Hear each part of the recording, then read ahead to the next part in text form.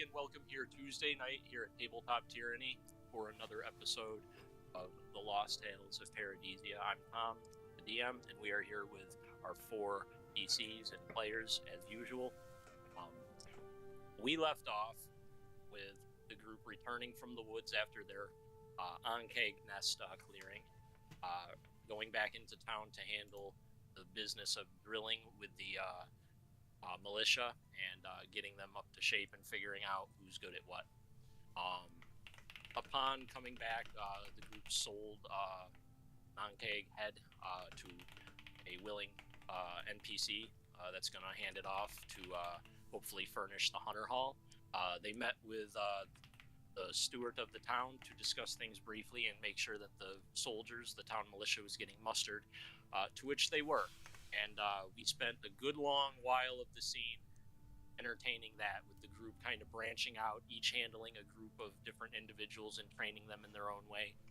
I highly recommend anybody wishing to see that go back and watch that episode rather than me talk about it. It was fun. It was one of my favorite scenes of the campaign so far. It did not suck. And rather than listen to me talk about it, go I love that description. Advertising. It definitely was a good scene. Some of the scenes I run don't pan out so well. This one definitely was good, and it was all you guys. So go back and watch that, people. After that, the party wanted to go up and buy some kegs of cider randomly, and they did. And upon coming back, Cornelius was following them down the path, to which they brought him back, and he began to regale them with tales, revealing that one of the party members has been spilling secrets of the party's doings, and that is how. Well, they did know that, but he gave the ironclad proof because he said he knew like Raina's name and things like that. Only things that you had known, and he began connecting some dots with what the party is involved in and who everyone is. And the subject of the Tarask ended up getting brought up, as well as confirmation that the party should be tracking down Ishigal in the caverns beneath Elderridge. Cornelius revealed that there is a cavern system that is illegal to traverse because it is very dangerous in that area. Narrowing down where this Ishigal demon creature is probably hiding, and giving the party the go-ahead to deal with it on behalf of the church for the safety of humanity and civilized culture in general. And then questions about everyone's characters sort of began coming up, like Helm of Brilliance with Raina's family, how this is all connected. And then the subject of Thomas Quinn was brought up, and the Tarask and the Lair. And Cornelius revealed that no primordial stalker would seek that. It makes absolutely no sense that something stinks with that story. And the party began asking a little bit more about the Tarask and like the nature of it. And he revealed that no one knows how the Tarask got to its lair or how it was even defeated in combat, which is why no primordial stalker would really go and hunt it, revealing that a very powerful defense of magicians and sorcerers and mages from a bygone era stood in defiance against the creature as it rampaged in the lands around Eelfell and between Eelfell and like the primordial forest to the northeast. And we left off kind of on that, with him regaling on his memories of the wizard who defeated Tarask by using a spell that created any effect he wanted. The first casting of the known spell in the book is Wish, not a common known spell in this world. We kind of left off on that, with the party probably wanting to know more, possibly having more questions, and it was too late to really delve in. We are here, and I'll leave it to the party. We can handle this however you want. So, Tom, quick question for you, just to refresh my memory, or maybe it's not in my memory. Cornelia said something about the 7th mage of the final 10. Do we know anything about those mages, or is that something that I can ask him right now? You can make a history check for me. Okay. I'm not gonna give you advantage from your book. Sure. Because it's more or less about people and not the hunting of monsters. All right, flat roll, no bonus. Let's go. So anybody can make it if they wish. What do we get? I could have rolled a 1, but it was a 2. I see. Yeah. This is an area outside of Milo's wheelhouse. Okay, so then I will actually ask him. You mentioned the 7th mage of the final 10 who stood against the Tarask. Does that mage have a name, or do any of them have a name? Is there any of them that we should know anything about that might be pertinent to the cause? What we're... If recall, you guys are in the inn, in the tavern at a table. It's there's dim noise going on, and he speaks, in hushed tones, and he says, "I won't recall the name of the 7th." Okay. But yes, the rest do have names. They are known people, known arcane practicers of great power in a bygone era when powers that existed then do not now. These were elder forces. He begins thinking. He says, I recall a few others. The foundation of the 10 archmages began with the rampaging of the Tarask. One powerful conjurer, sorcerer, whatever you would call him, got together when this Tarask was forced upon the world through follies of mortals, catastrophe, and decided that a good number of them, powerful enough, should do something to stop the beast, to use arcane powers to thwart this creature before it rampages, and they would need other help too. But there were 10 of them that agreed to stand against the creature, and not all of them liked one another. I have to roll a die.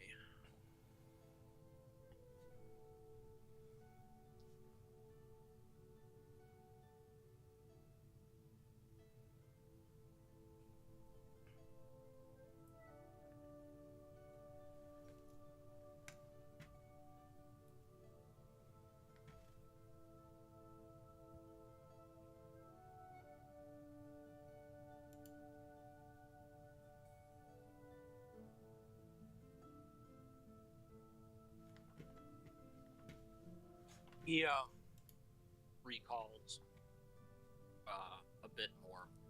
He says, I recall 2 of the mages by direct name, as well as a bit of info on them. There are many tales in history. It is impossible to recall all.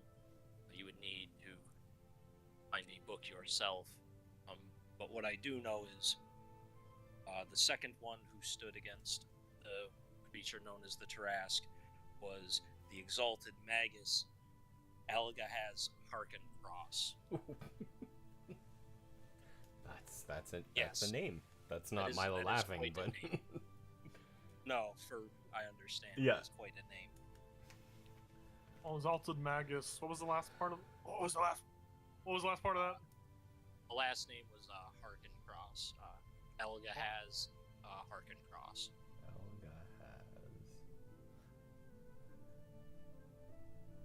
Sounds Scandinavian.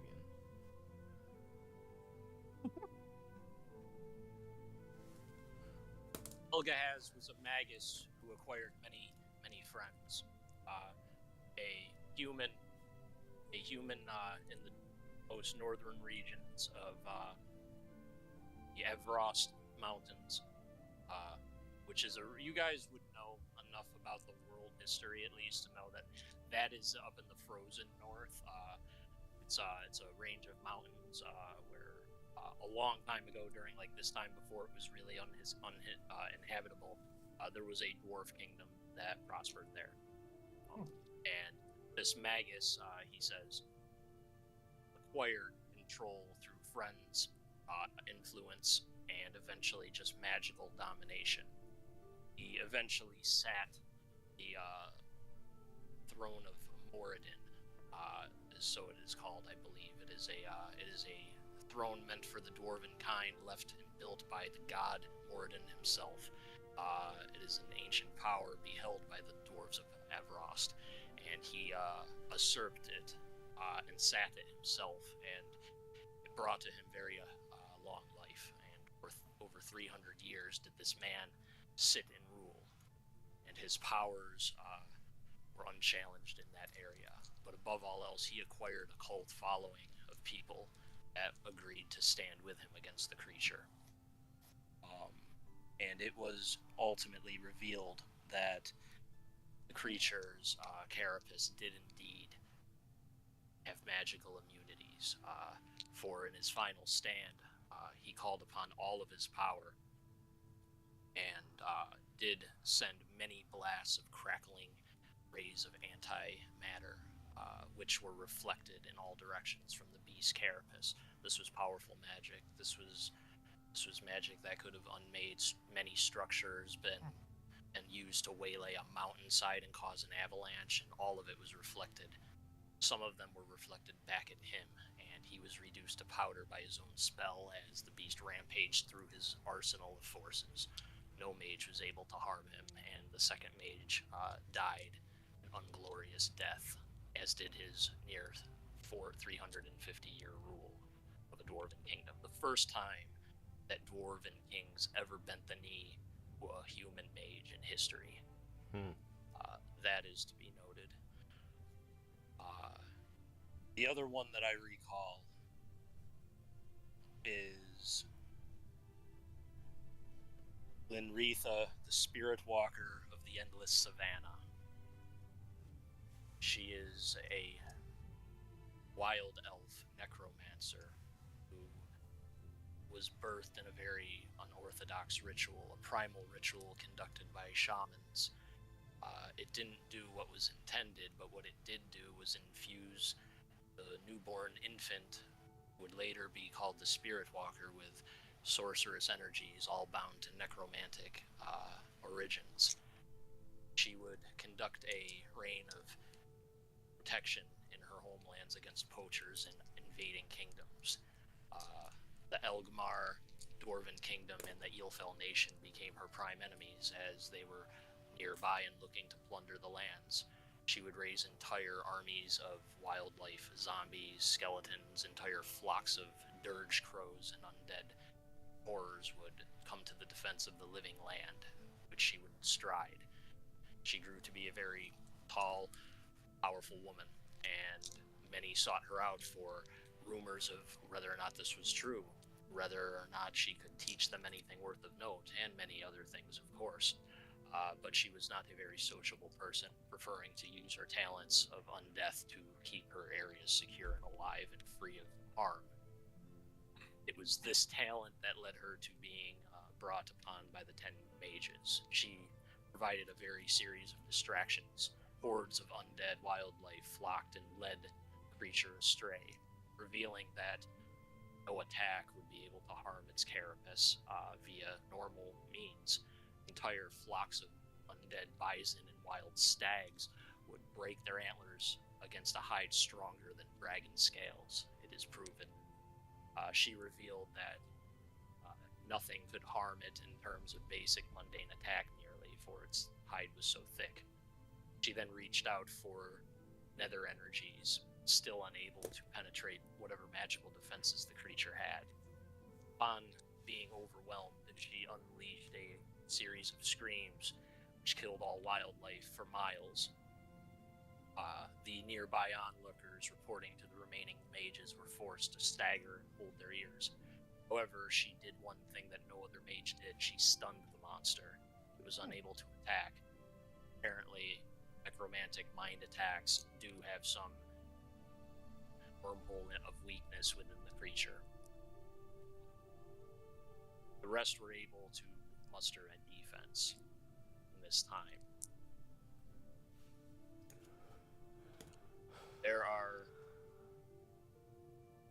There is much to that story, and I don't possess all of the knowledge. That in itself is a chore perhaps your own steward has books on it. Right. Eelfell probably does. They have an archmage who was involved in that fiasco. He did not fight the Tarrasque. Partially why I can't remember his name. He was not. The 7th mage stopped the Tarrasque, so the 8th, 9th, and 10th didn't even fight the Tarrasque, so history doesn't really remember them as much. But they are noted. They are noted in history because they formed the first of the Archmage councils that watch over the world, protecting it, using arcane strengths from the most dire of threats. These were beings of all different backgrounds, all different methods, and all different areas of magic. These are only 2 of them. One through pious greed and domination, the other through sheer determination, using death magic to protect the wildlife and the free will of her people. We are talking about a very free-spirited caster against a magus who only cared about himself and his own power. These were all different people and all different backgrounds, but if your destiny is linked somehow to the Tarrasque and people are seeking it out, that battle is the biggest piece of evidence we have against the Tarrasque. It's the only known documented encounter with the Tarrasque. The answers must be there.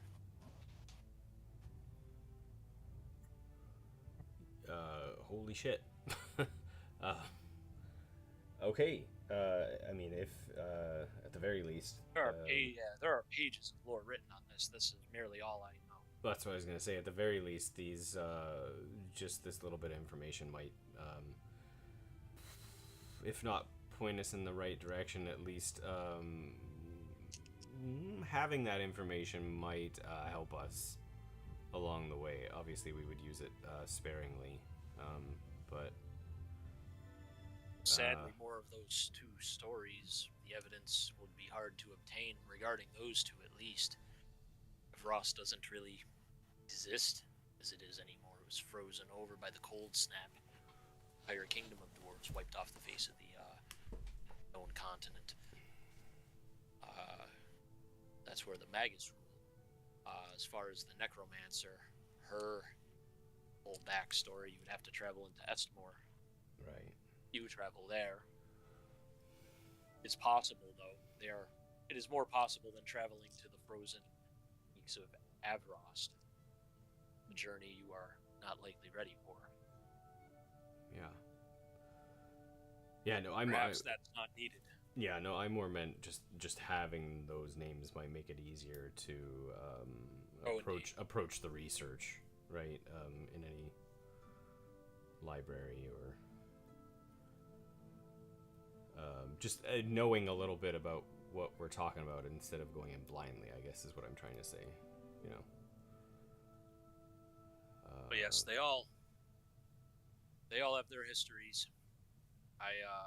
As I said, I did not bring my books for fear of being accosted on the road. Sure, yeah. I mean, you've offered more than. It is my firm belief that whoever this is that you're hunting, their true goal is that they're after something. I don't know what.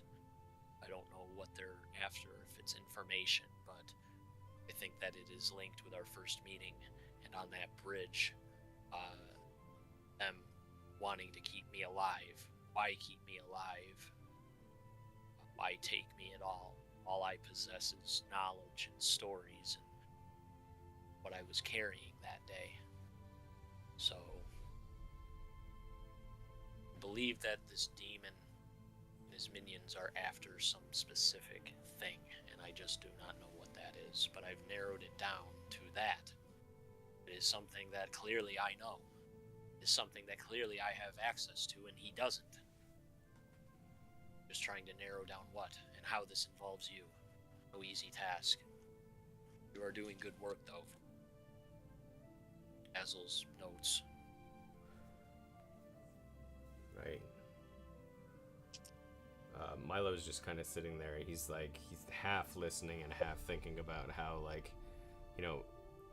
Milo's smart enough to know this dad's pretty stupid for going in there, but he's also just innocent enough to also feel some pride for his dad and like wonder like just how powerful his dad is to like to brave going in there. And so if that is the truth, I mean he's believing it to be the truth, so yeah.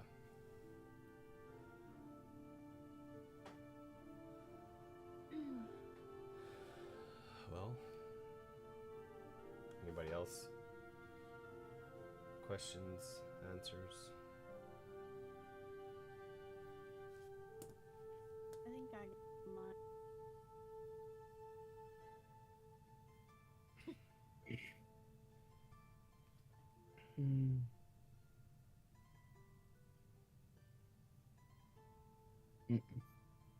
With that, silence begins to overtake the table, as a lot has been said.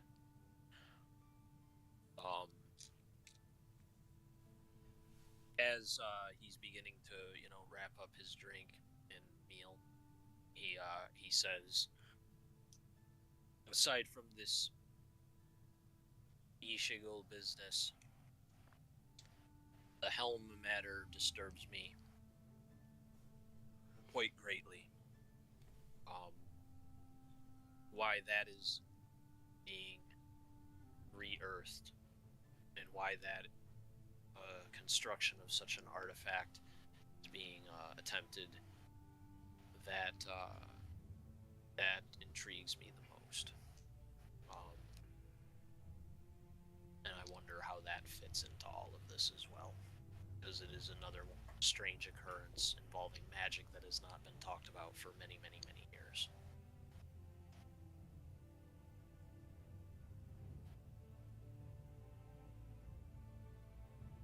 Maybe, does the Helm of Brilliance have anything, like, can they, maybe whoever could wear it, maybe they're trying to summon the Tarrasque and control it, maybe that's their goal? Does the Helm of Brilliance allow... I mean, you said that the Tarrasque could be stunned, I mean, so maybe it could be influenced in other ways? It's not impossible, but that is not ultimately what the Helm of Brilliance was intended to do.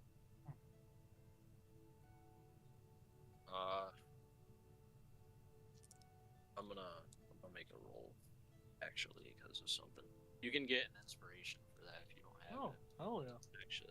Actually not a bad thought at all.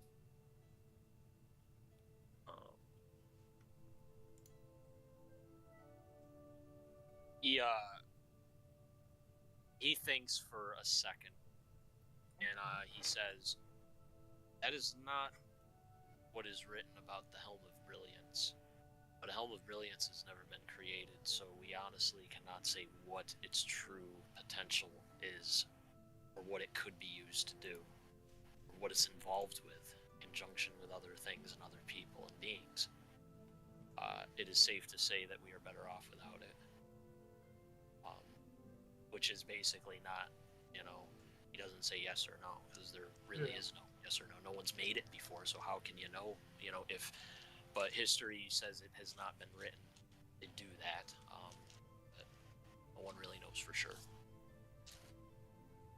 Well, maybe when we find Ishigo, we can beat the shit out of him for information. Maybe he can give it up. He laughs. He goes, "That would be good. That would be a story worth writing about, let me tell you."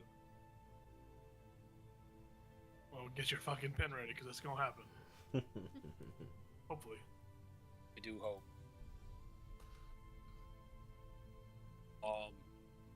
With that, he is going to retire, and he says, if you want more information on that before he is able to acquire his books, check the library, check to see what the steward has access to. He is, after all, an agent of a religious order. He might have some information for you that the storyteller does not. With that, he will retreat. He probably buys a room here. He's not going to wander the roads or wander the back country at night. Don't make makes sense. Yeah, I'll look around to the party. Well, should we go talk to the steward, or? Well, we know we need to go to the library, obviously. Maybe he could point us in the correct section to search. What time of day is it? Yeah, isn't it? Getting to be It's nighttime. late. Yeah, it's nighttime. It's late. It's probably like an hour or so, 90 minutes before the time would start. Okay. Yeah. Yeah. I mean, any information we can glean would be amazing. Like, do you think we have enough time to do that tonight, or? Yeah. I'm sure he's not asleep yet. Well, let's go. I'm kind of jazzed. That information was it was frightening, but it was also, damn, the power some people have. It's. Have you thought that? Do you think your dad willingly went into the Tarask? I don't. Do you think that he was influenced to go into the Tarask? I don't know. I mean, maybe Ishigo will know. Yeah. All I've been trying to think about is, like, why would he? And, the only thing I've come up with in the past, and I feel like I've mentioned this, is that he was going after someone. Like, someone very important. That, like, it was like a do or die. Like, go in there or that's it type of situation, right? I mean, why else would you walk into the lair of something like that, Maybe he had them cornered and they pulled the old 1-2 magic switcheroo on him. Yeah. Teleported out of there and left him. I mean, I guess it's very possible he's on, like, a whole other plane at this point, right? Like, that he didn't actually make it in there and he's just floating somewhere. I don't know. Just moonwalking the ethereal plane. Yeah.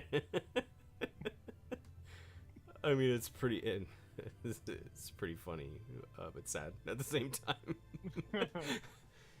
Sorry, I didn't mean to. No. These negative thoughts. No, I mean, you gotta have some fun with it, right? Or otherwise, what's the point? Yeah, let's go. Did anyone else have any ideas while we're walking over to the steward about anything? Alright.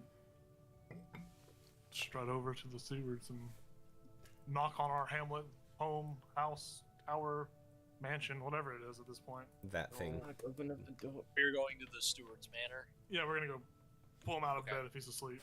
Pull him out No, of he's not bed. Yank him out. No, he's not asleep. But I mean, no one is gonna stop you from approaching the manor. There's a couple guards posted, that you literally just did a drill with. So one of them's there, and you are let in without any question. Now he is getting ready to settle down for the evening. He's near the fireplace in the common area, just looking over some parchments and things like that. You're let in, and he's still in his hunched over guys. He was probably more relaxed, and then as you guys he starts acting extra hard to pretend he's who he's pretending to be, and he's like, "Oh, come in. How may I be of assistance to you tonight, my good lord and lady?" The door shuts behind you, and eases up a little bit and looks at you curiously. I'll push Raina forward.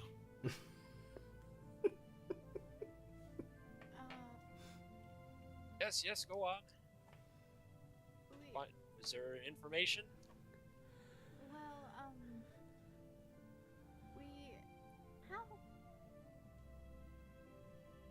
You got this. you Don't be got- nervous. Well, I just feel like y'all attain most of the information, so. Well, you're the one that copies spells into spell books. You're quicker with the pen, right? Yeah, I guess. Ask Something about the bad library. happened in the village.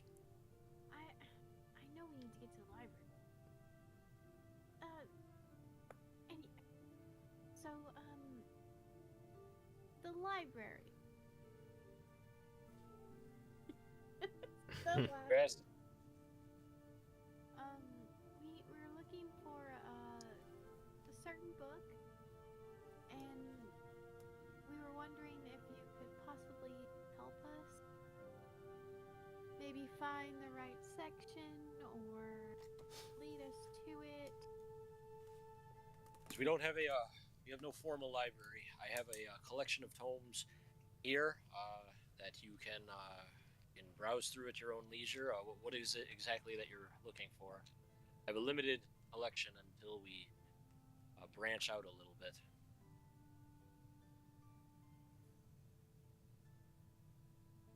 The book have a name.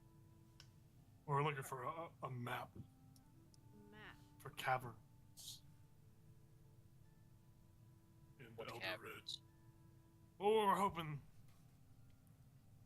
we're hoping that you would know if there's a section in the Eelfell Royal Libraries where they would keep redacted underground cavern maps that are, ancient. Like places that are off limits Yeah. to most people, but like the maps are still available. Yeah, he looks at you a little curiously, and he says, yes, there have been expeditions into the under regions of the world. Any of those would be either in military access or in restricted exploratory sections of the library based on what it's of or what it's about. You're trying to go into some arcane ruin where there might be dangerous things. It might not be public information, and you would need some assistance in getting there, or you'd need to know something or be able to grease the right wheel. But yeah, the Eelfell libraries would definitely have something like that.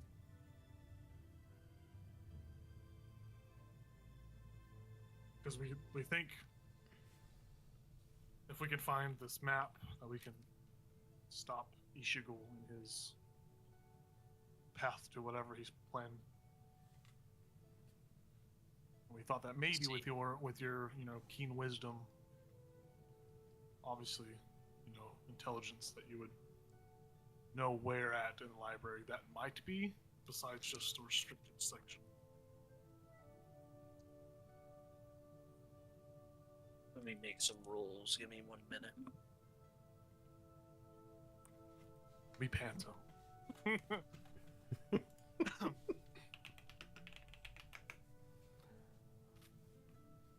Also, there isn't like a cat named like Mrs. Norris there or anything, like making sure we don't get into the restricted section, right?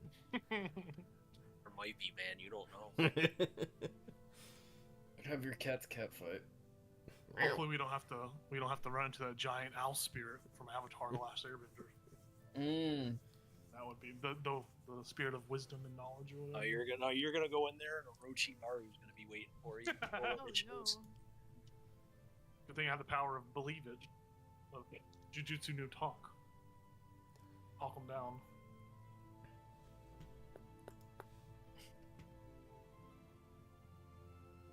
He says, "What you're." He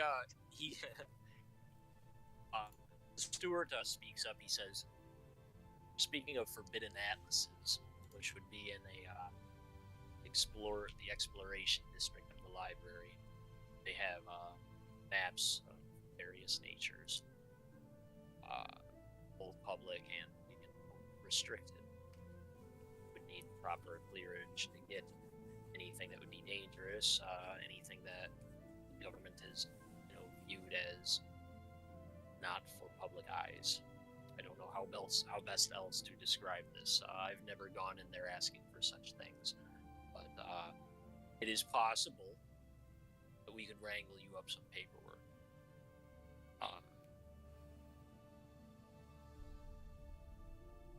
Bureaucracy. along with that fake, do you think? ETA. Because we do have a fake King's Letter, I'm pretty positive. Yeah, we could just flash that like the FBI. And it should give us clearance, yeah. Level 5 clearance. We could probably secure you such clearance by the time of the festival. That is when everyone is gathering and the most wheels can be greased.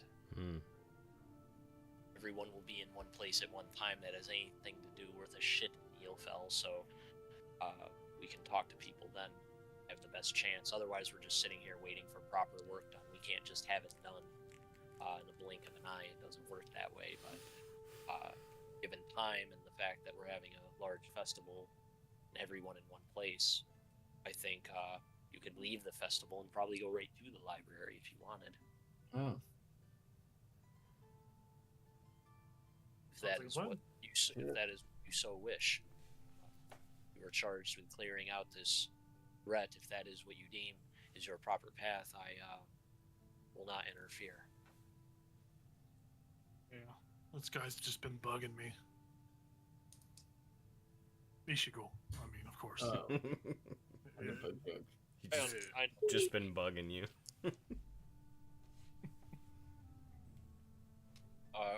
Was there any other books you needed? Oh yeah, wasn't there something? Well, I mean, if there's anything about, mages, like ancient mages, who are back early times during big battles, perhaps, versus a Tarask, one of those. Oh.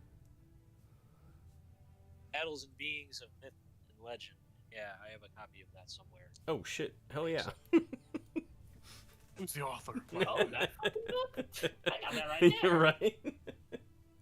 I put my coffee on that in the morning. I love it. He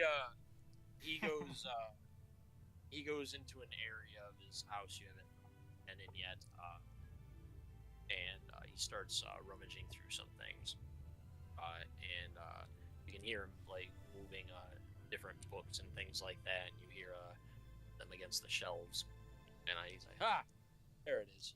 And he comes out and he's got a healthy sized leather bound poem, and he says, I don't know if what you're specifically looking for is going to be in this or how much of it will. You're welcome to pore over this in search of whatever you're looking for. Inside is just a whole bunch of names and various battles and things throughout history. It is a what's the word? I'm not out of game. I'm trying to think of. It is quite the read. He just says that. He goes, but if you know what you're looking for, you'll have a better chance. So he leaves it with you. Yeah, is this one of those like don't take it out of town, or can I like take it on adventures with us and just get it back to you later? I mean, what would you? Yeah, just give it back to me. Yeah, give it back to me later. It's a 50 gold piece book. I kind of want it back, but there's Sure. no magical properties about it. It's just don't get it wet. There's no. It's not magical. It's not gonna help you like that. Just please don't damage it. I absolutely thank you. I appreciate it. Hopefully we don't burn it or drop Right. it in a pit. Yep. I will Or protect use it in a ritual to Bocob or any of that shit. Or if we run out of toilet paper, use the pages for shit. I don't think we do that. I haven't pooped once this whole campaign. Well, I mean, me either. But Super constipated. So I'm so angry. Some scenes are better off fast forward. Yep. I'll just do what they do in Harry Potter. I'll poop in the streets and get rid of it magically somehow. Is that what they do? That's something, I guess. They throw it up like the chimneys, when they're like They flew the duck. flew Yeah, powder, yeah. That's the yeah. shit. So some random wizard just getting hit with shit as they're going.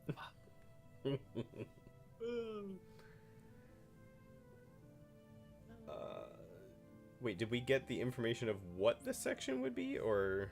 Yeah, he said the exploratory section. Okay, all right. Forbidden Atlas. I think that might be all we need. Right? I think so. Do you know Stewart, man? Dude, fella. Do you know of it? Homie? Homer. Do you know anything about Archmagus Malgamesh? Did he have any hand in the Tarask battle of old? Or do you know that? Or are you not the guy? Oh, him. God, no. He's only he's recent history. The Tarask is many years ago. Okay. That's why they're in the Myth and Legends book. That guy wasn't shit.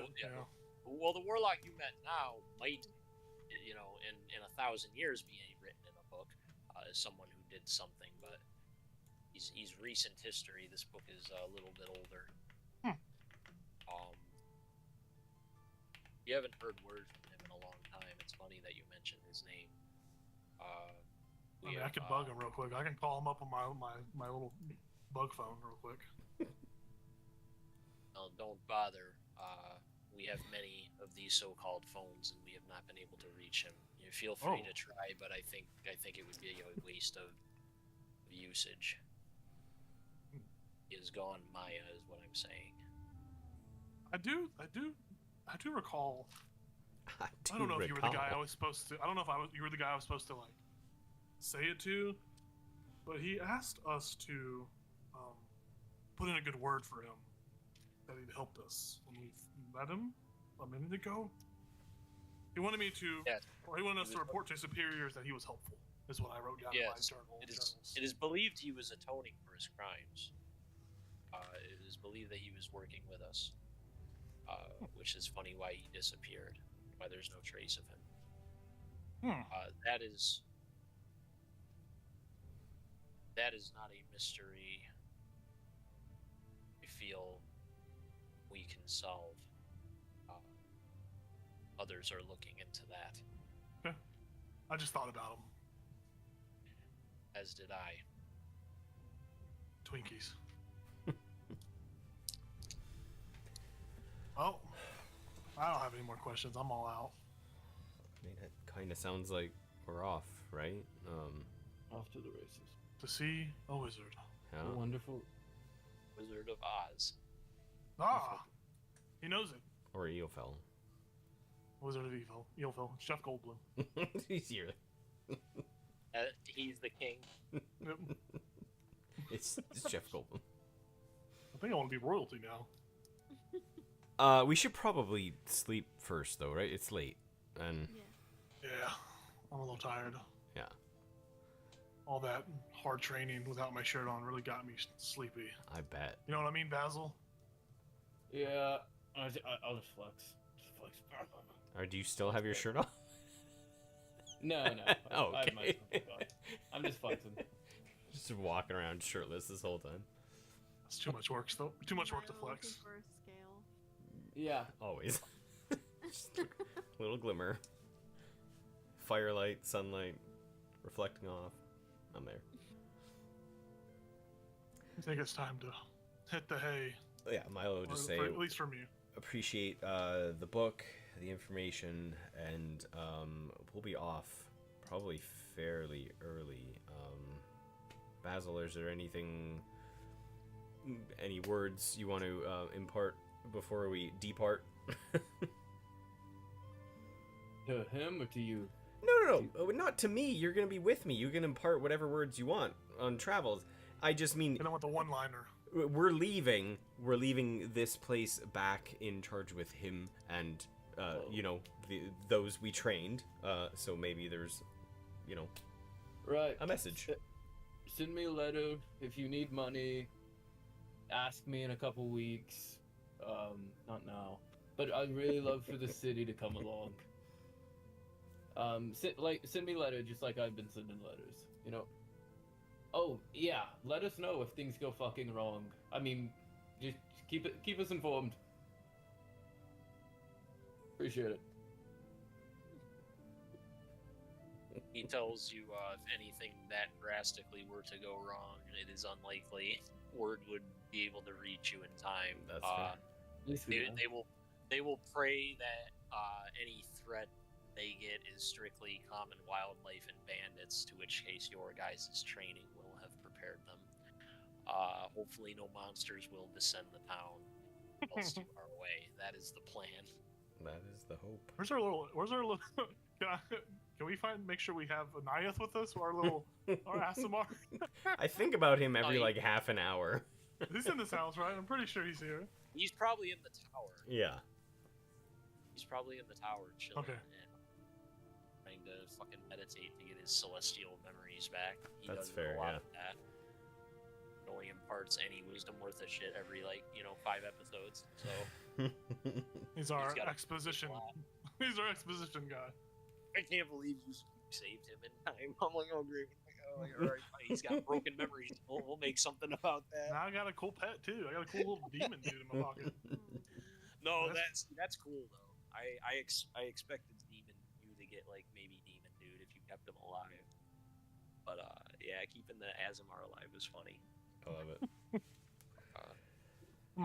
Well, I'll just good night and thank you for all the everything, I guess. And you're welcome at the same time. Just we'll be in touch. Promise. And gotta touch you. keep in touch about the tournament and what your plans are, so I can help set that up. Howard's gonna send late night sending spells. You up? Oh my god. So just to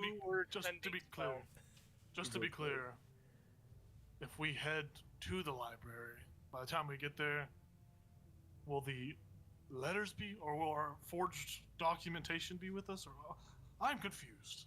It's been a long day. I need a little bit of a yes or no. If we head to Ilfil now, will we have the forges, or do we need to get the forges at the tournament? The forge is at the tournament. Okay. Tournament.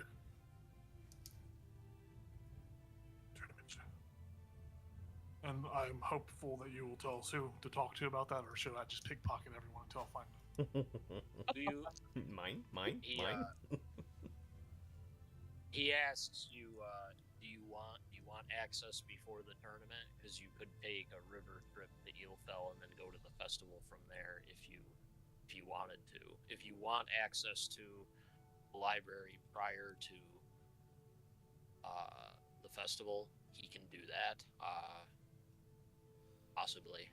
I don't know that. I just looked at the party, yeah.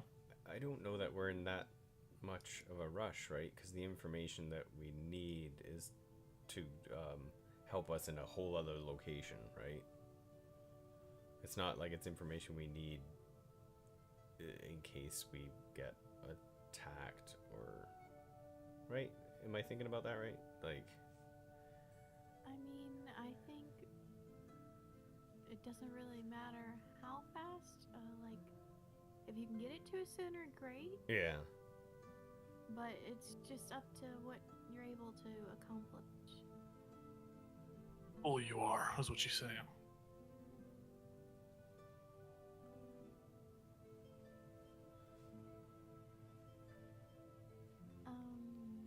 I think at the festival is fine. Yeah, I gotta give Basil an ass whooping at the tournament, so... That would be the Fuck easiest you. way to go about it. Yeah. Let's do You that. can, you can fucking try. I'm gonna hit you with that pocket sand, bitch. Look at this gym, bitch!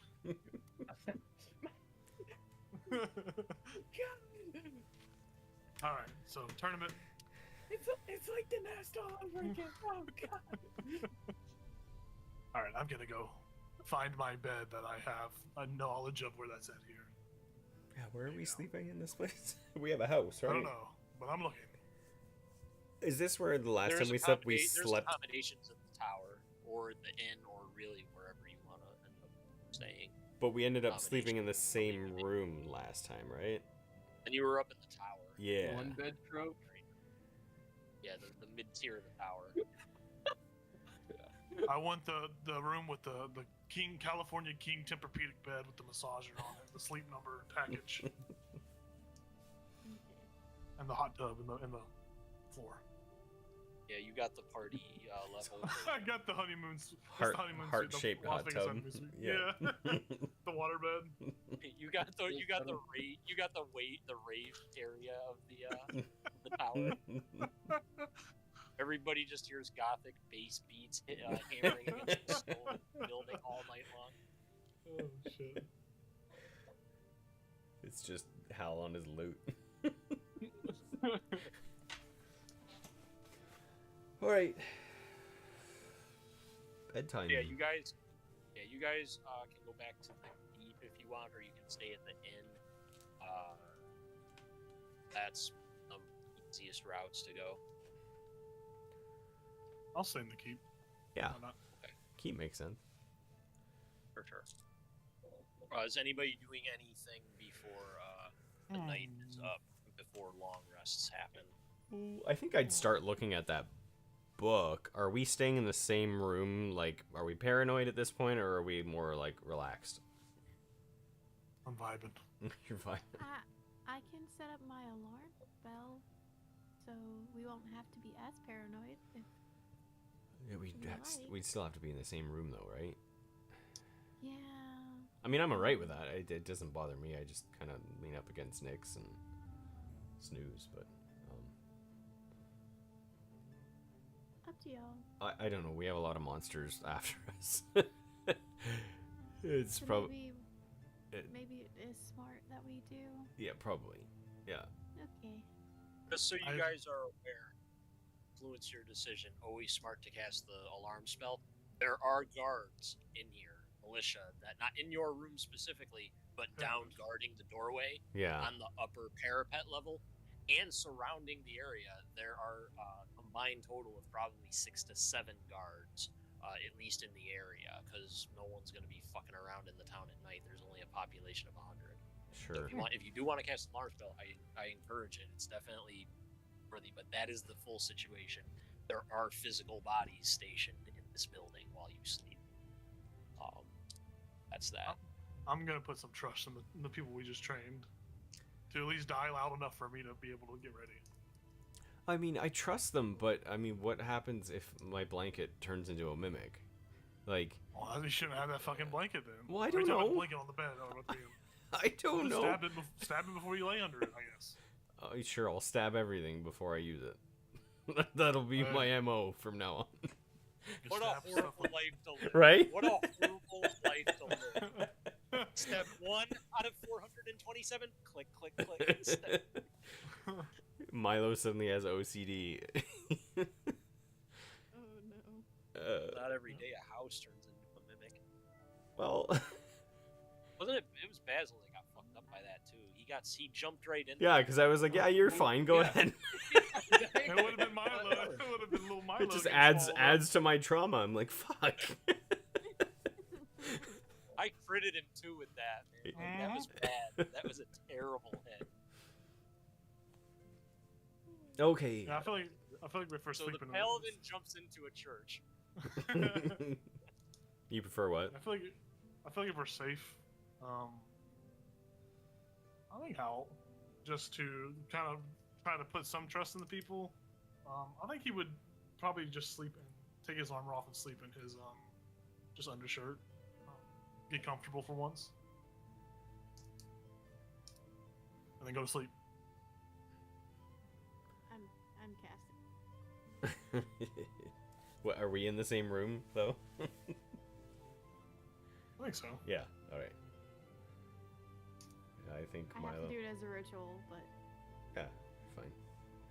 I'm asleep. Milo will just lean up against Nyx and fall asleep.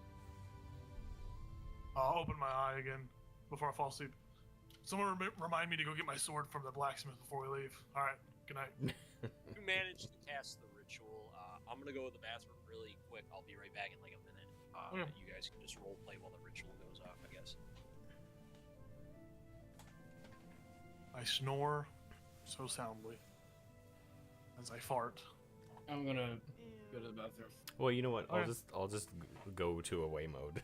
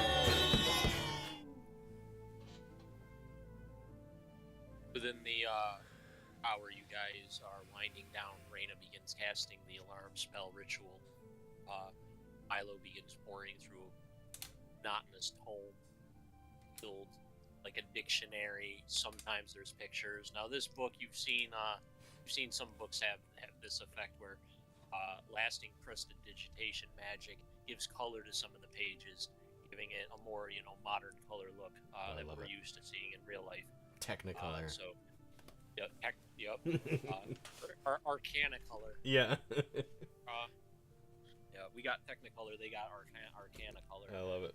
So you have these magically colored images giving life to battles and bastions, dragon riders, and arcane mages and priests. What the fuck, Tyler? It's all grana. You said Dragon Rider, and it made me think of Hog Rider. My God. Milo can make an investigation check. It's not easy to navigate this book. I bet. Is it wordy? Yeah. They use like lingo to keep out laymen. You know, they keep you down. That's what they're doing. I think I might actually use my inspiration on this. Whoa. What? Yeah. No freaking way, dude. I'm doing it. Oh, I didn't fucking need it. I'm gonna do it anyway. 19. A good number. Sifting through the book, looking for, any words that would trigger memory of what was said involving the battles. You do procure a name with lengthy text. Please roll a d6 for me. Uh-oh, you're gonna die. Uh-oh. It's too much knowledge. A 2. Oh, you lose 2d6 points of intelligence? No, I'm just joking. Yeah. And Milo doesn't even notice.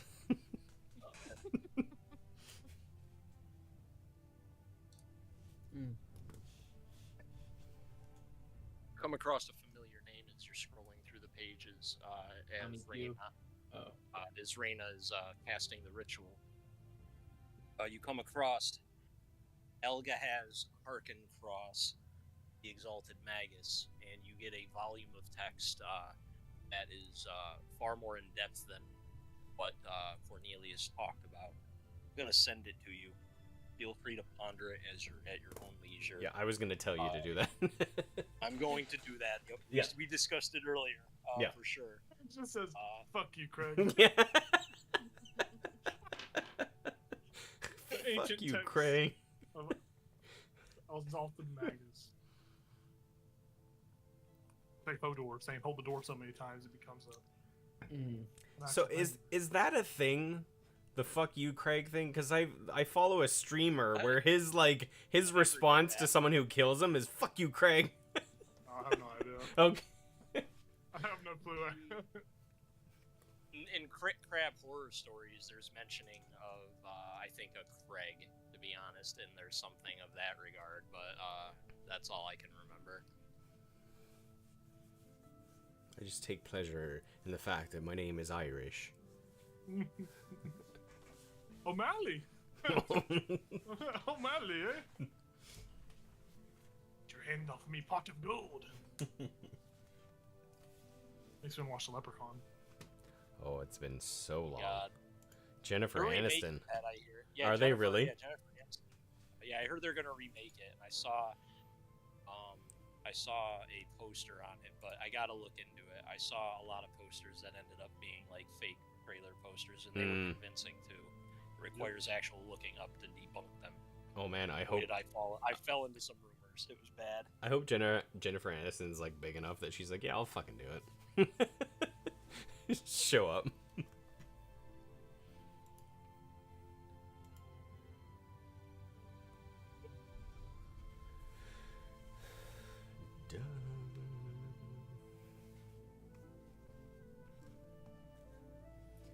Elga has what's the name? Elga has what? Alcahaz. Arkencross. From Elberfrost. Yeah, Everfrost. Albatross? Yes. She's a bird. She's a plane. That is a porcupine quill. Yes,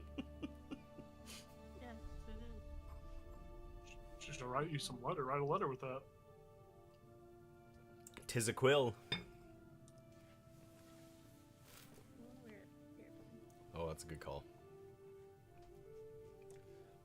But I'm clumsy.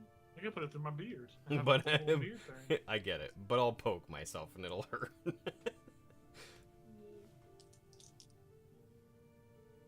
I guess it'd be so bittersweet when I kick Basil's ass in this tournament. Alright. I'm gonna wipe That's the floor with you, motherfucker. I'm gonna get you. Oh, dude, that's a lot of information. That is a lot of information. That's Alright, all. I'm ready to hear it, Craig. Nope. Word for word, let's hear it. Yeah, he's not going to repeat all of that. I will- He's going to repeat the things that he wants. Score and. Oh. What's the fucking... Oh. Yeah, it'll be at a later date.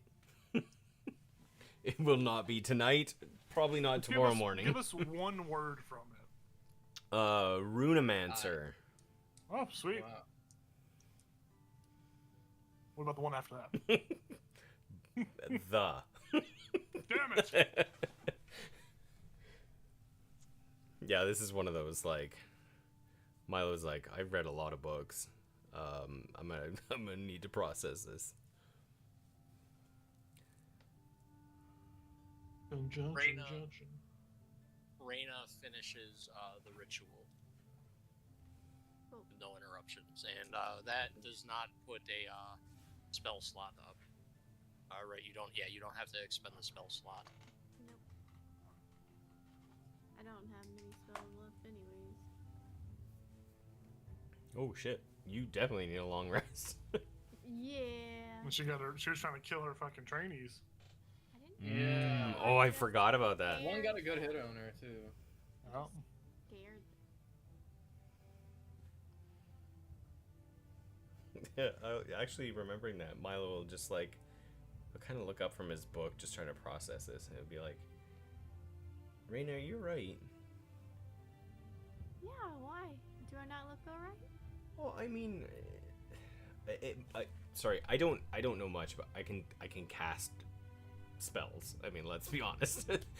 But I don't know much about casting spells, like truly casting spells like you do. And I mean, there was a point where, you know, all my archers were shooting their arrows, and, you know, we were having a grand old time, and you looked like you were trying to kill your people. I just want to make sure that there's no, like, I don't know the right word. You look like you were, like, on, like, this, like, extreme defense when all you were supposed to be doing was teaching. Well, I'm not sure what my tactic was, honestly. Okay.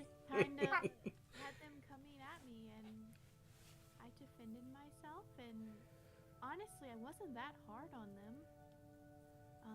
I mean, at least you didn't cast Fireball, right? I really wanted to. but Okay, that so, was a nope. lot of damage, I don't know about and- Hey, if they can get a few hits on me, then they can take down more insects or other things like that, Sure. right? Yeah. But, I mean, So- you're joking when you said you wanted to cast Fireball, though, right? Obviously. Okay, it is good. one of my favorites, though. Sure. Okay.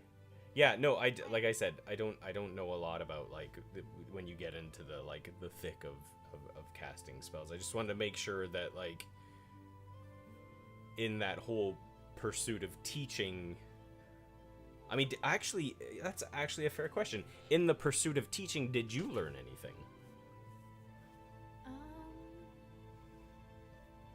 Kind of.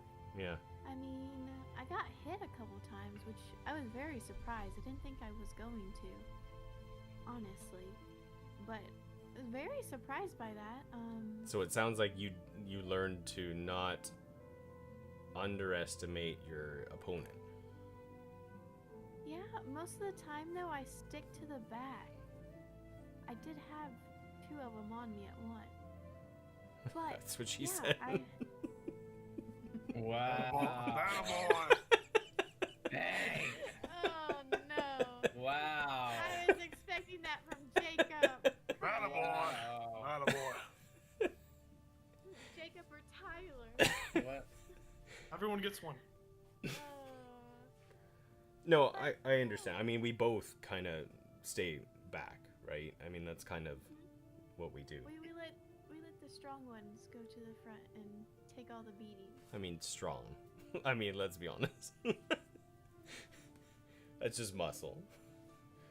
Yeah. Okay, I just wanted to make sure that in all of, I mean, that's the first time I've ever taught anybody anything other than my little sister, but you know, a lot of what I learned from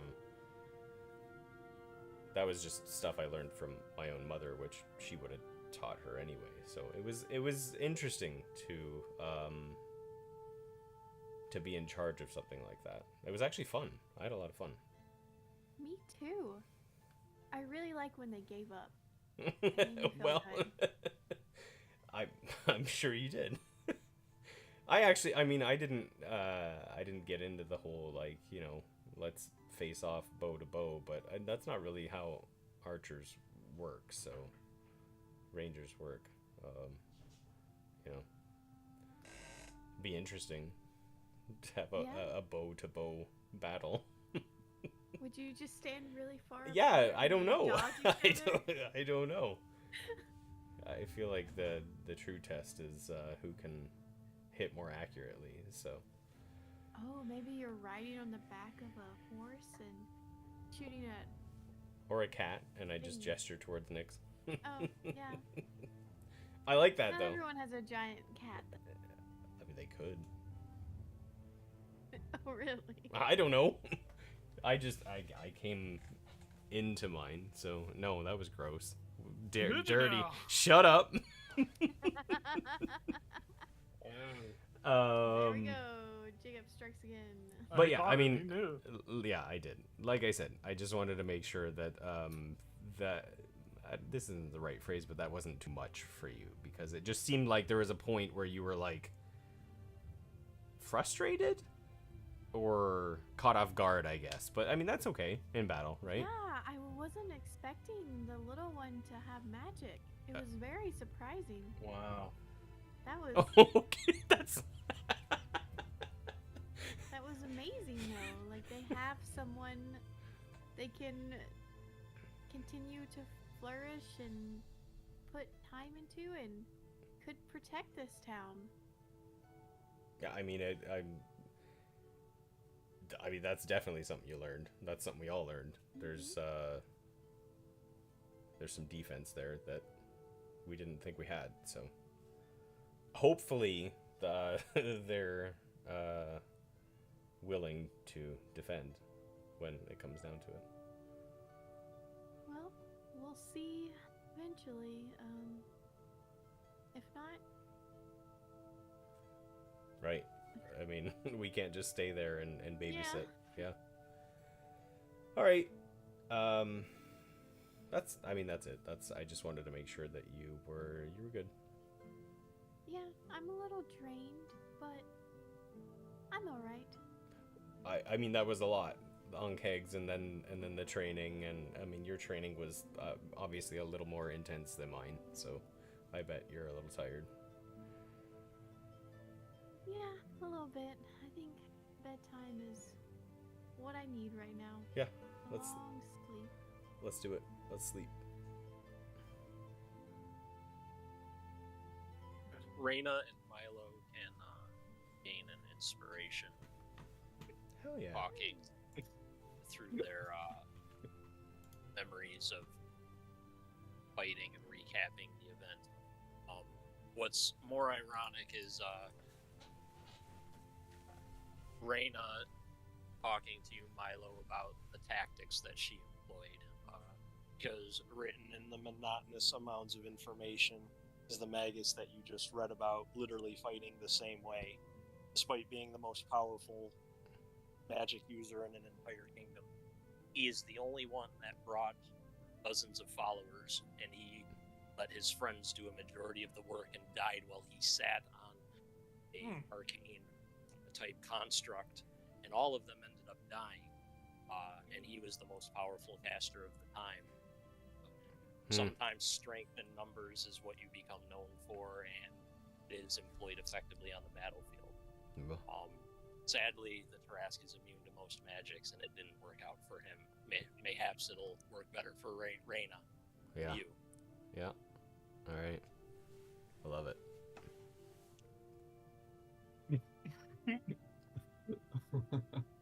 Potential foreshadow? Methinks yes.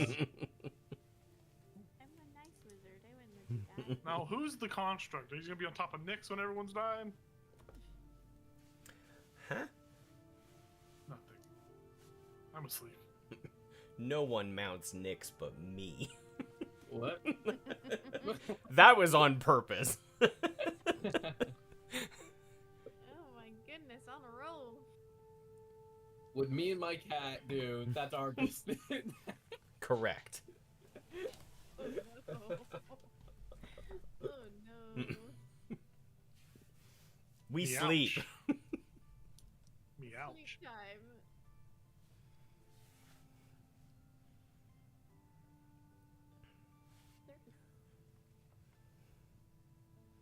I'm gonna make a roll.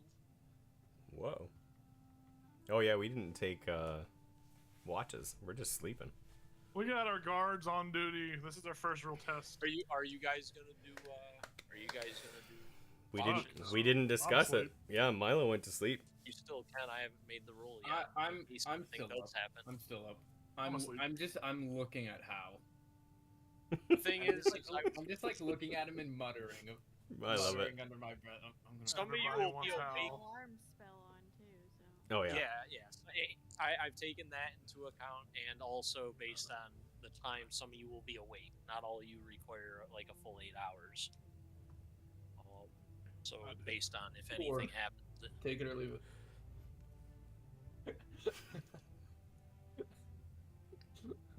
in the early hours before dawn,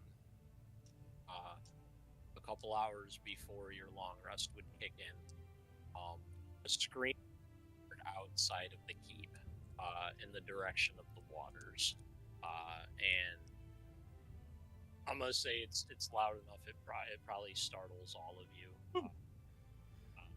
enough to wake up and react how you would like. And by now, Reyna, you're awake because you had gone to bed, and this happened so late in the AM that you're awake, so you clearly hear it. And it happens, like I said, it happens very near the water, the direction where the river is, right kind of outside your keep, not too far. Thank you, Grandma.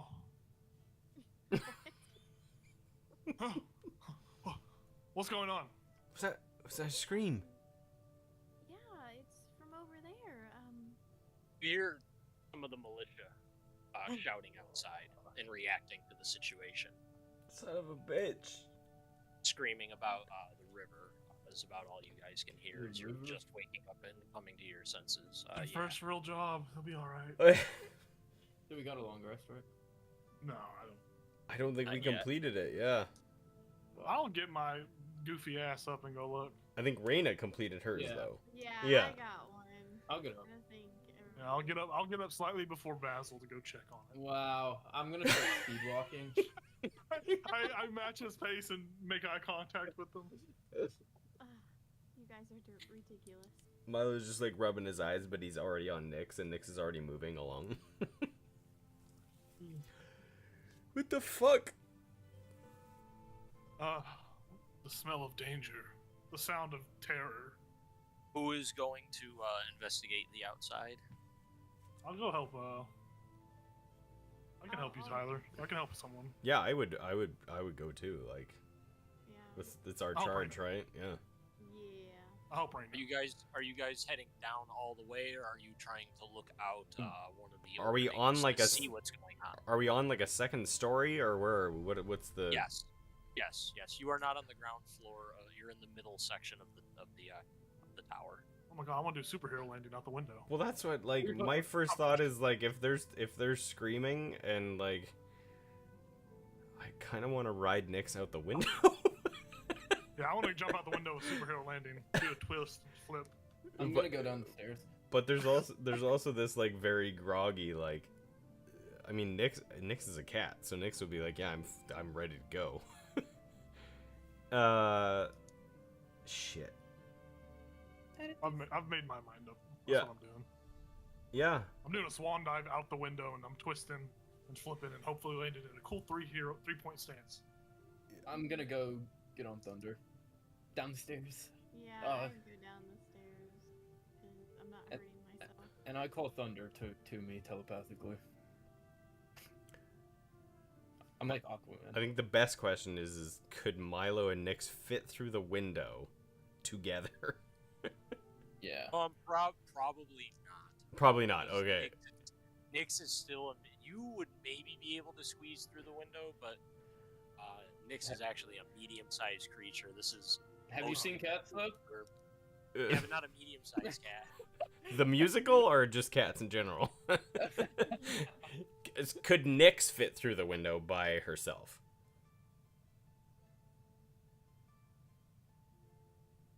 Because if so, I would send her through the window. I'm gonna say medium-sized creatures can't squeeze through it. You possibly could, Can't, but okay. Medium-sized creatures can. Okay. That'll just make things simple. I go down the stairs. Okay, then once I like wipe my eyes, I would haul ass down the stairs, call Nyx, and go out the door. That's Look not back a at problem. Hal, just say, bye, bitch, bye. Mm-hmm. There's the door. Yeah, she trips down those stairs. Oh. I gotta slowly start damaging Basil's armor while he sleeps, so he gets weakened armor. Just I'll dripping break a little acid on it. Has weekend armor. Oh, he does have weakened armor. That's right. Yeah, it's one less AC. It's at 20 right now. Hmm. So I can't fight him. He's mortal. The Basil start damaging vial of acid. I'm gonna start Oh, just that's where I get my slowly. superpower. I'm just gonna slowly start misplacing your items around the room, just to annoy you every morning. You guys manage to scale down these stairs as fast and safely as possible. Now, when you get out of the keep, or out of the tower, the noise and the disturbance is to the right, leading down the grass fields towards where the algae and greenish, bracken area of the water has built up to form that area of reeds that I discussed many episodes back when you first arrived. Past the keep, it starts to cattail, and the algae and lily pads is what is formed. It's over in that direction is where the disturbance is. It's still a little bit dark, so I think most of the party has dark vision access now, though. I recall. People without dark vision, yeah, you might have a bit of a hard time seeing still, especially just waking up. If you don't have dark vision. I have my my battle sense. So I'll just try to follow them in the dark. I'll hold his Yeah. hand. Oh, It's not like impossible to see. It's going to be you can hard hold if you're your range targeting thunder. specific things. Yeah. I'll You'll walk hold him down. I'll walk the horse down the stairs. Is that what's happening? Is your horse like? Is that what's no. happening? The Oh, horse the horse is is at up the- in the keep. I could. What? Check. What's up, Star? Oh, I was gonna say I could just ride Thunder, and Basil could just hop on because I can see in the dark. Oh, kind of the reverse biker situation. Yeah. Yeah, you should do that. I think you should definitely Yeah. do that. Yeah. Okay. Be careful, he's an unwieldy beast. And then Mhm. I'll just telepathically say, buck, buck, Buck or fuck? buck. Okay. Better not when you buck. You know what I mean? No. Star's not trying to get her education right now, so we don't need to do that part. It's part of her education. I chase into the reeds. Into the reeds. Yeah, I mean, as soon as Milo gets down the stairs, he'll hop on. Some guards have gotten up to the water side and seem to be shouting about something, and they have their spears at the ready, and some bows look to be drawn. It looks like there's it looks like 6 of the militia are near the water area. I'm going to the map. Should we hold back and let them see what they can do? And then if it gets out of hand, we step in? I mean, we trained them, right? We were hoping that they can do this without us. Yeah, we can. I mean, we don't know what it is, but we'll probably see pretty soon. It's only about 100 feet away. The horse manages to get to you guys no problem if you're gonna try to mount up. The distance isn't that drastic. Even if you look at the map of the town, if you go back past all the combat maps from last time, the keep is not far from that LG reeded area. It's very, very much within dog distance for sure. But if you want to be mounted on horse, absolutely, that's a possibility. Your horse would have been tied down near the keep anyways. I think Milo would just say, "Hold, let's see what they've learned." We're in between the lake and the town, right? We can just be close by in case they need us. So we'll get within 50 feet. That's fine. So what, you guys want to get 50 feet with past a shrubbed area, and then closer to where the encounter's happening. It's near the fisherman's house, the fisher house too. That's on the map. I will bring up a map. Uh-oh. Our guards are dying, is what I'm hearing. Yeah. Hopefully it's not the ones that Reyna almost killed. Still recovering. Well, I feel like if there's any real threat, we'd step in, right? No. Okay. We have to watch it. We have to watch it through fruition. I mean, if you want Milo to be a little bit darker, sure. Let's go. I need you to grow your wings out, Milo.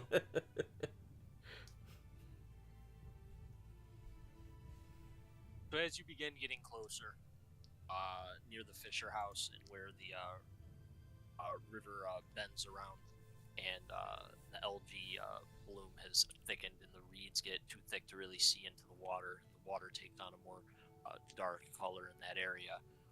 Guards are milling about the sandy shoreline, as well as in the grass areas. A couple are gathered near a few river rocks that are gathered on the shore just to the left of the algae area. They are shouting, saying, what did this? Who saw it?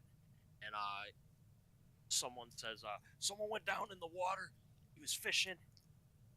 We warned him to, keep an eye out for things. And one of the other guards is screaming, the ranking one there that actually struck Basil. He's like, shut up and keep your eyes peeled. No screaming about irrelevance. Find what did it. And a couple of them are looking out towards the reeds when suddenly there is a very large splash and disruption in the water. And those of you with dark vision can see some type of coppery skinned river snake, very large size, just lash out of the water and try to grab at one of these men with a spear near the shoreline. And it's going to make a lunging attack, and the man is going to not give it advantage on the attack because he knew that something was going to happen. He was looking for something. And I'm going to bring up monsters. And at any point when you guys want to get involved, just roll. That's what I was going to say. As soon as I see something attack, I will ready my bow. And if there's like... We're going to go and do initiative real quick. If there's a huge threat, Yep. I'll tell Thunder to charge telepathically. The water snake? And I'm trying to pull back. Like, the hell? Oh yeah, I'm gonna fight. I knew there was a reason. I should let you on Thunder. Thunder doesn't put up with pussies. We're going in there. Come on. I'm a squishy. Not on Thunder, you're not. Okay. You can dismount. Exactly. I'd have to mind to just bang the rower off. And then I take points of damage. I'll Well, catch just like you. the D6. Don't worry. I'll catch you, like- Rainy. Oh, really? I'll come catch Raina in my arms. I've got you. And then didn't miss on purpose. Sometimes when we touch. There's the Sometimes when we touch. So why don't we just have you guys roll your initiatives? You tell me what's gonna and then you tell me what they are. The top of the scene, what happens that triggers this is just gonna happen, and we're gonna ride the wave like that, just like Craig's doing. Yeah, I didn't. It's a 22 for Milo. Oh, Milo goodness. I'm gonna one up him. I got a 23. No, you didn't. Lies. Yes, I did. Okay. Rolled a 1-9 plus a 4. Oh. 16. 18. Get off my horse. Get off my horse. I'm gonna say that one more time, little lady. Off my goddamn horse. I got a I'm shotgun. only trying to help you. What did Hellward get? A 19? 23. Oh, you got 23. My bad. Yeah, I rolled a 19. I have a plus 4 on initiative. Me too.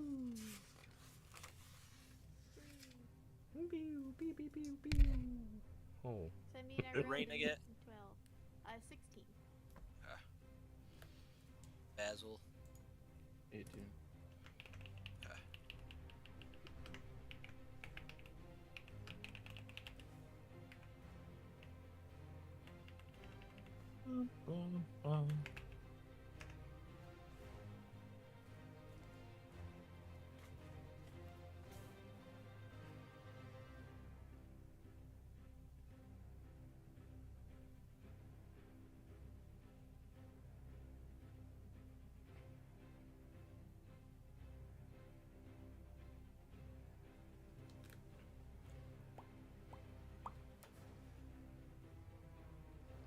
Now, do y'all want this battle music or do you want the epic battle music?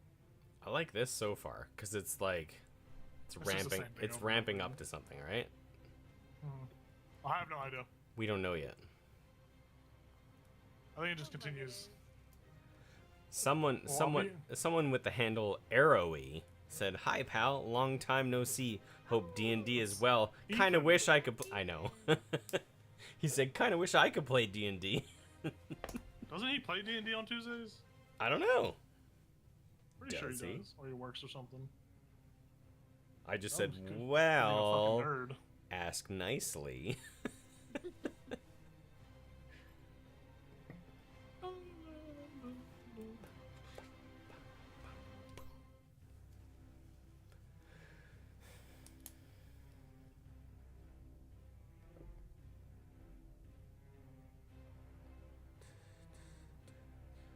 Holy baptism, Batman! This is fucking lit. That's what the comment says on this epic battle music YouTube video. Holy baptism. I mean, I get it. My character, usually in my video, in my campaign today, my character received a homebrew pistol that has the ability to shoot a level 1 fireball out. What? That's kind of cool. Say it again. using this video in my campaign today, my character received a homebrew pistol that has the ability to shoot a level 1 fireball out of it. What?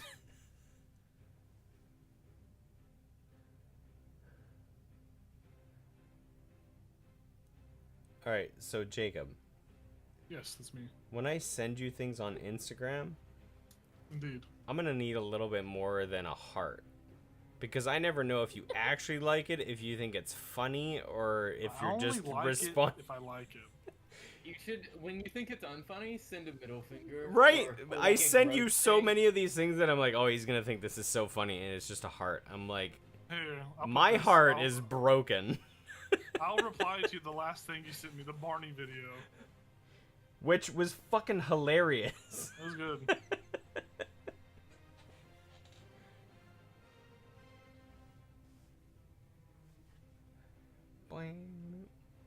Like, that's honestly, that's the first thing I've ever sent to Chris, to Teapot, that he's laughed at.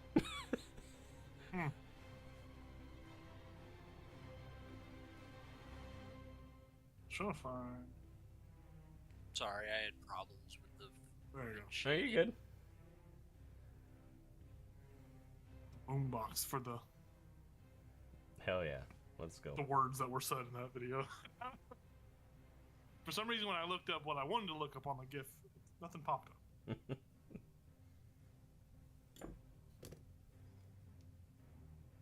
We'll share the Barney video in our group.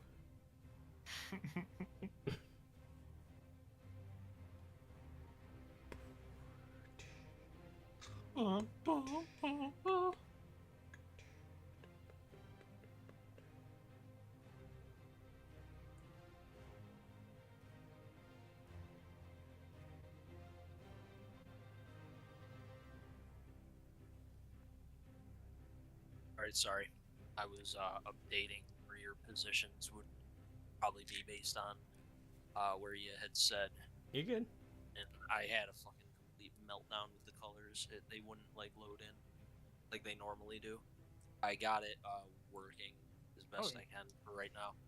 So you guys see all of a sudden out of the reeds from the water, there's a splash and a sizable river snake, copper skin or copper scaled. You haven't really seen, a snake, quite like that. It comes out and attempts to wrap around one of the militiamen that is about to approach the water front.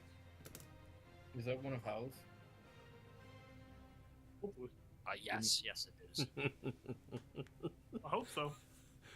We call those the disposables. I love that Basil's like taking count. Like, Well, I had the cooler ones, I remember. So. Surprised, but sturdy on his feet, gets out of the way before the snake wraps around his midsection, which would have been a very, very nasty grip had it wrapped around. The man screams in surprise. He's like snake, and then the initiatives immediately happen. And Howard and Milo, you guys had the same one, or did Howard just beat you by? how is one over me? Yeah. Okay, so you're the 22. Okay, that's what I thought. All right, yeah, Howard, you are first to go. I will share the screen. Okie dokie.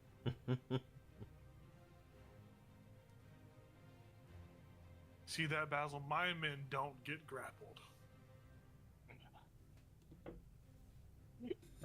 I can't. What do you? I can't see anything. I know. Whoa. Oh, is it still that dark that you can't see? I think so. Yeah, it's Bummer. it's like wee morning hours without the sunrise. Cowabunga.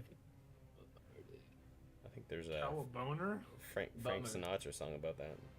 In the wee small hours of the morning. Oh, I have it sharing. So the snake takes up a lot of spaces. This would be classified as a huge-sized creature with how many shit. spaces and how much width is behind its God body. damn. If you guys want to be spaced a little bit differently than this, just let me know. I threw you on the mat. Oh, do It we is have a kind map? of like a Twilight. It's on Video Ninja. Fuck. Yeah, I'm on the video. It's on the video now. I like it on Video Ninja. It's nice. Yeah, it's working so far. And everybody on proper spaces. So yeah, there are 6 militia overall.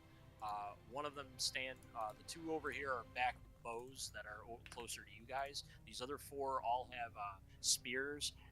And the one right here where I'm pointing is that is like the captain, the one that actually struck Sir Basil. And that is where we are at. If you guys want to be in different squares, this over here is all difficult terrain. It's heavy shrubbery, as is the reeds and cattails and all that. That would be like difficult terrain. And then these are just river rocks. I wish there were better looking animations on this program for the rocks, but I didn't find any. So that's just that. They look like, slick ass river rocks. Probably not the easiest to walk on. And that is kind of the situation that's befallen you guys. Everyone is aware of this thing. Basil, you probably can't see it too well, but like you can detect where it is. Yeah, you know it's there, but like you can't really see it. Okie dokie. Let's see what we got. So, we're still on the horse. Yeah, we're right? still on Thunder, right? Yeah, you guys are still on Thunder if you are on the horse. Yeah. Me and the homie. We're One tight. picked me off. Is the one that's in the snake's mouth? Is that the one that was almost grappled? Or is that one? Yeah, grappled? yes. I was almost okay. I will book it 30 feet. I'm gonna get to the top right of that first M on the far left. So the top right of that closest M. Oops. Oh, it doesn't like me. Yeah, it's being a bastard. Give me a second. Oh wow. Yeah. All right, so It's just thing open. That was the problem. I had that open. So you wanted to be like here? 2 squares up, directly from that squares. Yeah, because that'll be my max movement. That'll be max 30. Okay. I'll run past this guard, and I'll say, "Look alive, man! This is your first near-death experience." And I will take my blink back dagger, and I'll do 2 throws at this big old son of a bitch. Your thing. So first attack. Son of a bitch. First attack is a 24 to hit. Oh, you hit it. Bet. And I'm just gonna roll a second one to see if I hit the second. Second one is a 17 to hit. Check. Consult. Book of Monsters. You hit.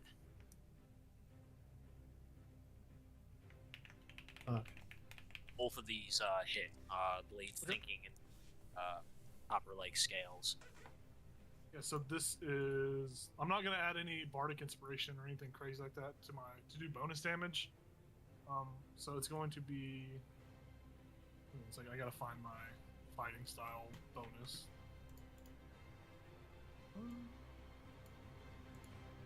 We're going in there. +2. Okay. So first, so I'll just add the damage and tell you what it is.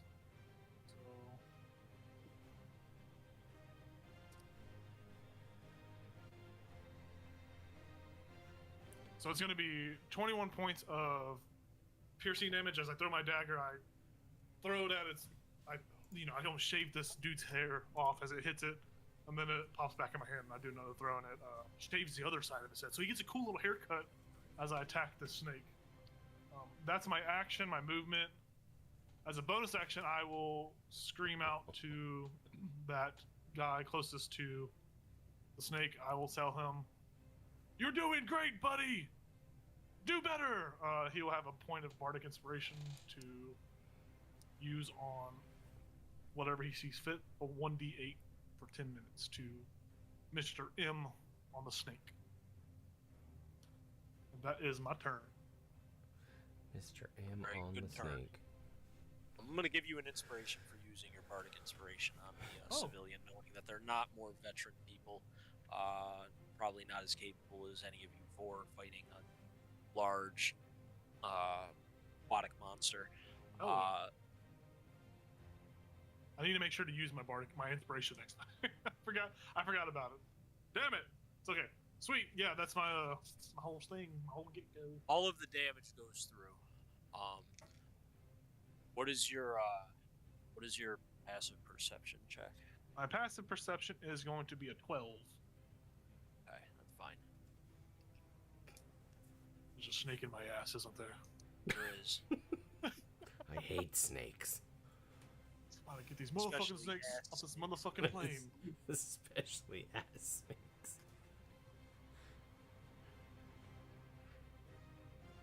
After that is Milo. Howard rushes up and assaults the creature with 2 throws, to which easily hits the creature. Is unable to get out of the way, so fast is it in mass, and not too quick either. All right. It's your turn. Yeah, Milo will ride like 15 to 20 feet diagonally towards the snake. And just lean down to Nyx and say, not quite yet. And then he'll cast words, Hunter's Mark, on the snake. And that's fine. And he will shoot 2 arrows at some bitch.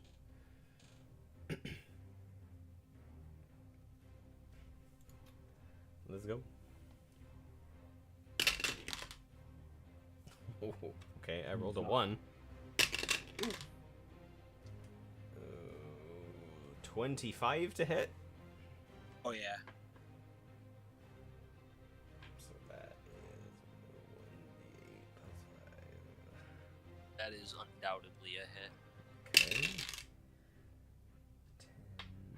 10. So that's 14 for the first arrow.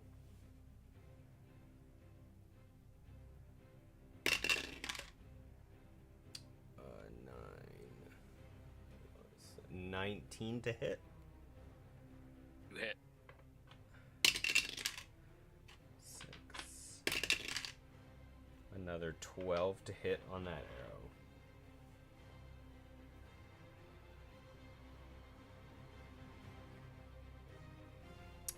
And then, yeah, we'll stick right there.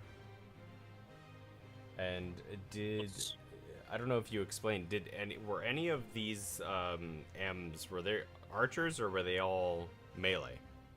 The 2 M's near you and Howard have bows drawn. Everyone else is spear, I think.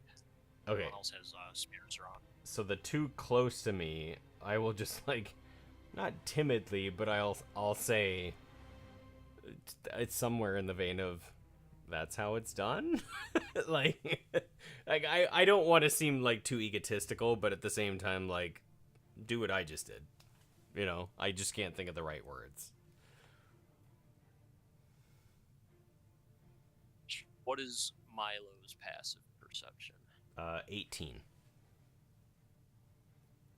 Notice when your arrow cuts in and does all this damage, you shot these arrows and hit kind of the same spot. Innards of the snake spill out, and you realize this creature's not normal.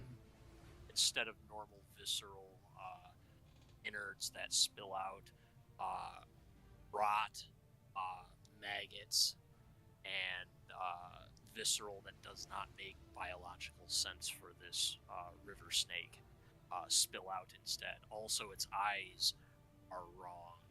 They're almost empty sockets. And then the whole snake's scales don't fit anything that resembles the color patterns of any snake in this area of the world. You've never read of anything like that. You know, you have a book full of monsters on snakes, and there's nothing about anything like this. You do not believe this is a natural creature.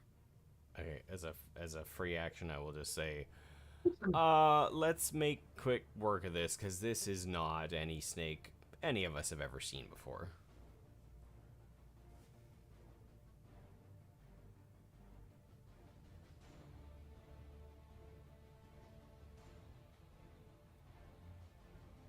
And I think that's all I got.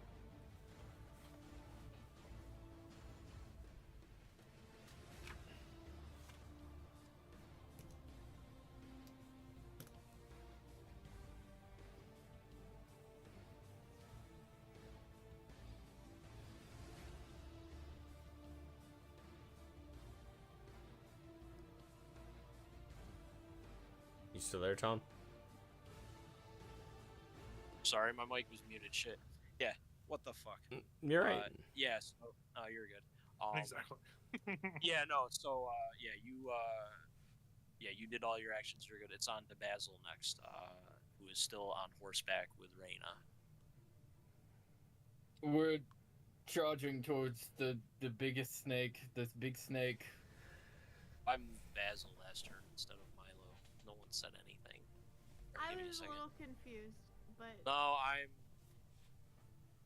Maybe the TH levels in my system are a little higher than I thought. You're good. Yeah, right about there. Towards the big snake, and the warhorse has 60 speed, so we're getting there. Gosh, we're there. Killed. Nope. Oh. Ah! Raina, you have to explain to him what he sees. And I'm like Paint a picture, trying paint a to picture. pull back too, and I'm like, ah! Paint a picture for me.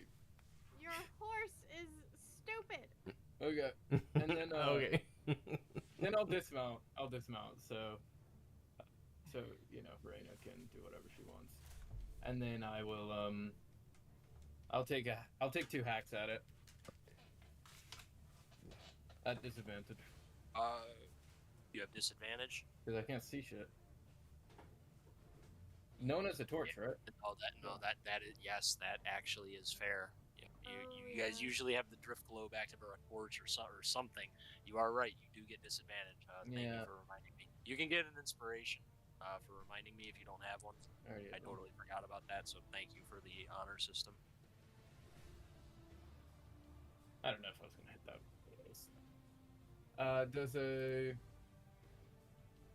Does a 15 hit? Does hit. Oh, nice. Okay. I should have done something else before I hit, but whatever. Okay, just a D8. I do 10 points of slashing damage with Curse Breaker. Like, unsheath it. And then I'll take another hit. Huh?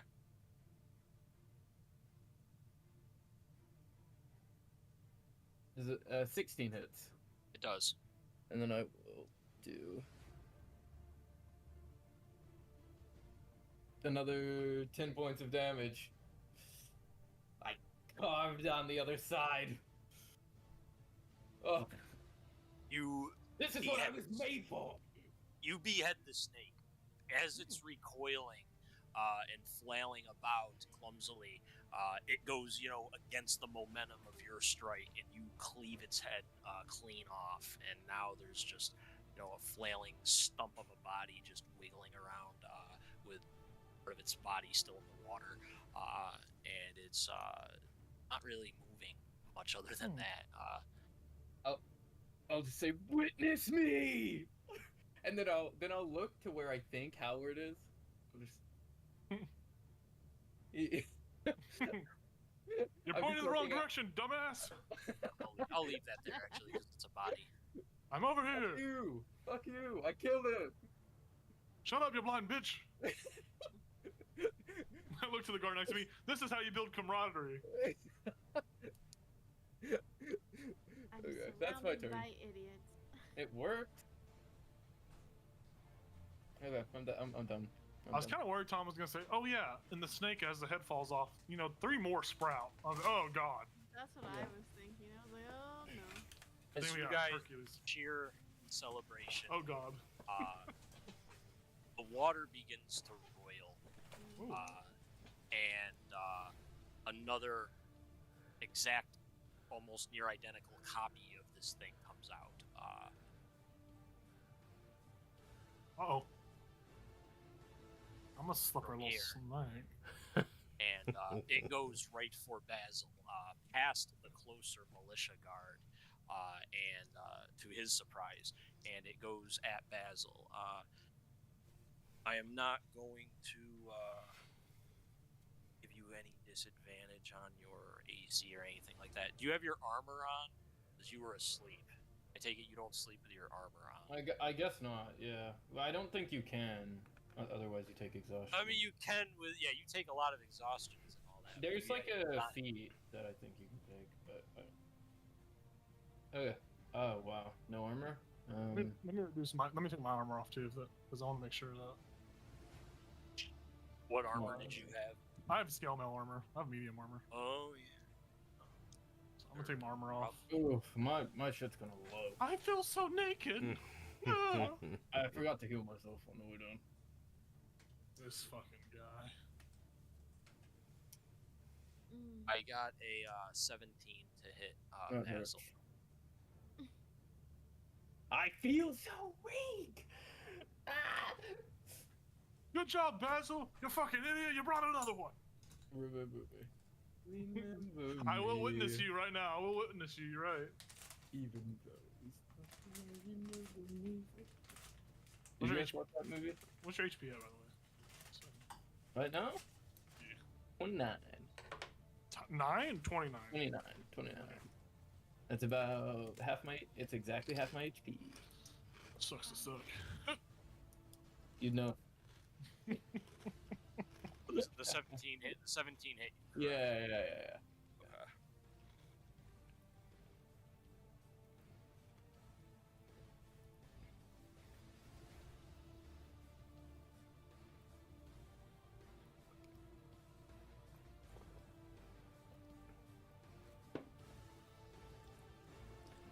East wraps around your leg, crushes.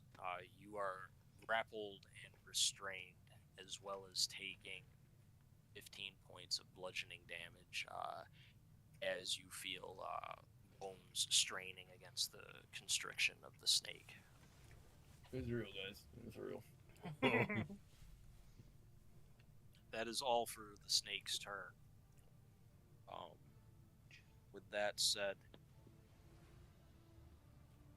it goes down to the bowmen, who are instantly going to respond to the threat as they were trained. And they're going to knock arrows and shoot at the snake.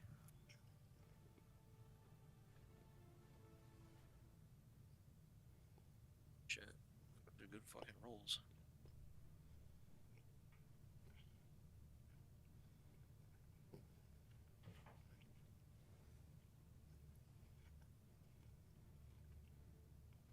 Both of them managed to sink arrows into the target. Beast doesn't seem to care as much. It still fights and doesn't pay any heed, but these were solid hits, doing double digits worth of damage in the combined math of the damage. And they stand their ground. Spearmen are also going to come to the defense of Basil. The one standing right there doesn't even have to move. He attacks. He has Bardic Inspiration if he wants to use it. He is going to do that. 1d8. He is going to do that. So I missed it. Did the first snake? It does cause a hit. Did the first snake die, or Yes, we have two? yes. Okay. First one's dead, but it's difficult terrain. It's just there, so if people want to move over, it's going to be difficult terrain. Gotcha. Actually, I might be able to opaque it. Give me a second. See what I can do. The fuck, it's 2 minutes. It's just a corpse. I'll put some text in there in a minute. Alright. He actually did like 8 damage. Hell yeah, dude. Yeah, they're wearing at the snake pretty good. And then these guys are gonna go. He's gonna just climb over. He's gonna come over around the horse and attack.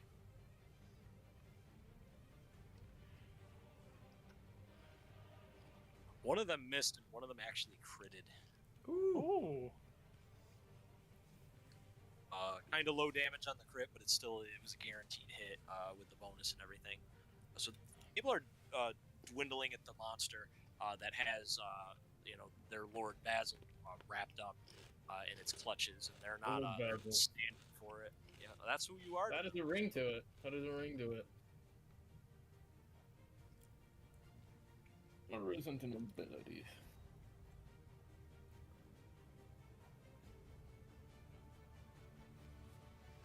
Wow, I'm like a martyr for their. Oh, he needs help. We can help him. I swear to fuck God, if you tell them you did this on purpose, you're not in the group anymore. No, It's Halward's turn. No, Raina didn't get to go. Oh, I apologize. Yeah, wow. Yeah, I made a mistake. I'm sorry about that. It's okay. I overlooked it. Nope, I overlooked it. I'm really sorry. Holy shit. I think I'm gonna take Thunder back a couple steps. A horse is gonna get an attack of opportunity against it. Basil's in front of it. So you're gonna like move the horse back? Yeah, that's good. Okay. Be in like that area. That's fair. And then I think I'm gonna enlarge.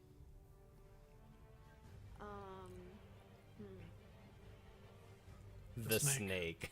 Reduce the snake. No.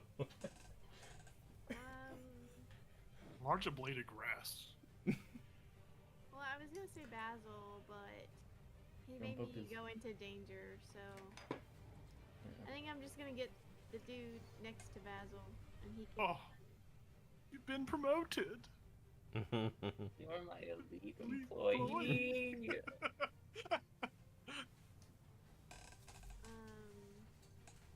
Yeah, and I assume I have all my armor and stuff on because I didn't have to sleep as long as everybody. Well, You wear armor? I have studded leather. Oh. I'll assume that you had enough time if you want to have your armor on. It My would cloak of make protection, sense. all that good Yeah. stuff. Okay. Yeah, because if I didn't, my HP would be, or my armor would be 14. I mean, the basic That's higher than me, fucker. The basic mundane magic gear, I assume you guys all would have grabbed. You know, your cloaks of protection, your rings, and all that jargon. That's fine. But get it, your curse breaker. But getting on your armor and all that heavy stuff, that's an actual fucking couple-minute long task. I will put my cloak of protection back on my character. If you wanted all that on, you absolutely could have done that. Absolutely. Please put all those things on your character. I'm just in my undershirt with the cloak flowing behind me. I'm gonna bonus action my blade song just in case. And then I think I'm done. So this guy now has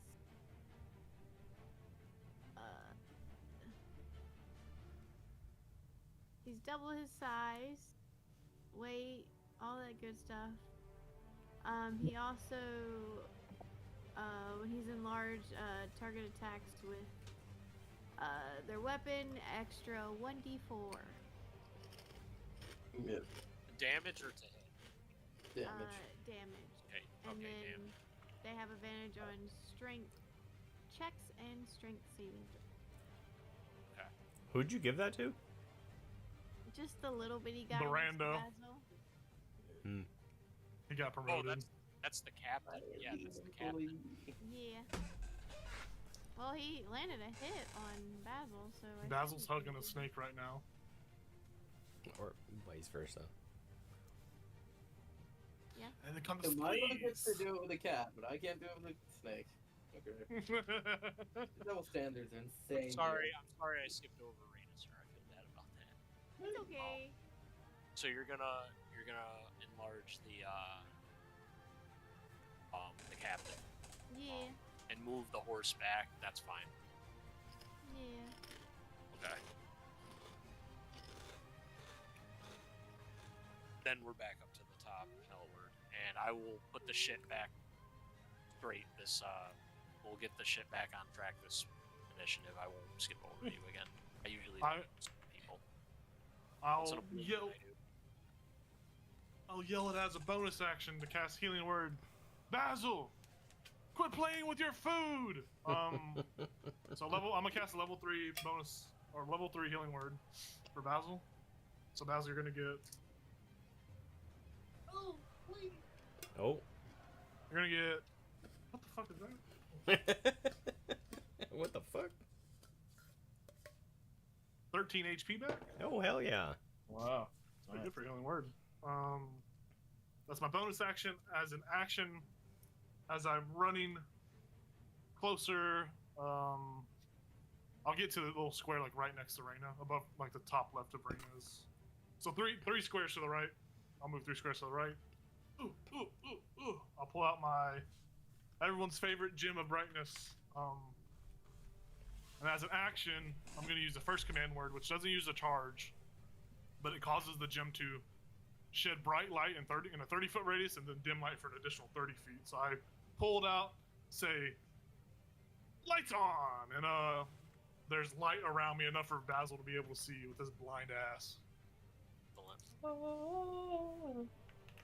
If you don't have an inspiration, definitely gain the Fuck, inspiration. I forget to keep using the inspiration. Another thing in the inspiration where I can give my inspiration to another player. Can I give my inspiration to Basil? Because I feel like he needs it. He doesn't have one. I learned that when you sent that the other day, that you can give your inspiration to other players. Basil, do you have inspiration? I have done the trickle. I call that the trickle down inspiration system, and it's very effective for some situations. If you want to do that this time, I have no problem. In the heat of it, Basil now sees, the daylight come, and he's got Curse Breaker in hand, and he's fought worse things than this. He can gain an inspiration. Let's invoke the trickle-down inspiration politics. I like it. Did you see Hal's magnificent body undershirt with the gem in his hand? The healing words. Wow. It's inspiring. So inspiring. But basically, there's basically there's a 30-foot circle. So if you move my character, Tom, 3 squares to the right, next to above Reyna, top left of Reyna, it'll be 30 feet. Radius around me is bright light, and then an additional 30 feet is dim. So there's a basically 60 foot. 3 to the right from there. 3 to the right. Yes, right there. Yeah. And so basically, there's like a 60-foot light bulb around me for everyone to see. It's relevant everywhere for this whole battle for the most part. You'll be good. And that's my that's all my stuff. That's my turn. Woo. That's all my stuff.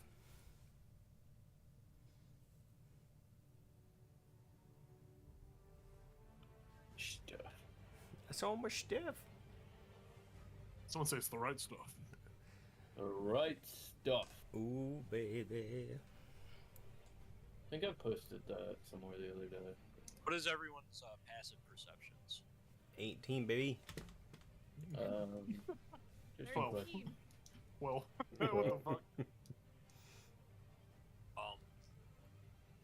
As the daylight washes over the water, the reeds, you see a. Here, I'll go to it. I'm not gonna draw it and fuck up everything. I don't like it already. Milo, you can see literally right in here. There is a very weird rippling in the reeds. Something fucking huge is in there, moving very subtly from that daylight shifting, and it wasn't happening before. You can't see what's in there because it's reeds actually blocking your line of sight. You can't see it, but you can definitely see the movement. I see. No one else sees it. It's subtle enough to where you don't see it, but he's got keen eyes and he can see it. His passive perception's good enough. It's my turn? Is, in fact. I see it enough to say, holy shit, everybody back up as quick as you possibly can. And then I will, change my course of action after that sight I'll just lean down to Nix and say, "Okay, it's still not your turn. It's all right." And I'm just gonna, from where I am, take 2 more shots at that snake that I see. I'll go right ahead. Ooh, 16 to hit? That does it. Where did you say you were moving? I wasn't moving. Okay. I originally planned to. I thought I heard. Yeah. Okay. I originally planned to, but once I saw that, I was like, nope. That's fair. Alright, so... Alright, 16 hits, absolutely. Oh, and I move my, fuck my brain. God damn it. My hunter's mark to the next snake. Yes. Yeah. 4... oh, that's low. That's just 5 damage on that one. Oh, wait. It's not right. Sorry. 10 damage. Yes. It's a much different number. Yes. I forgot to add the +5. My brain's not working tonight. Oh, that's a natural 20 on the second hit. Oh, there we go.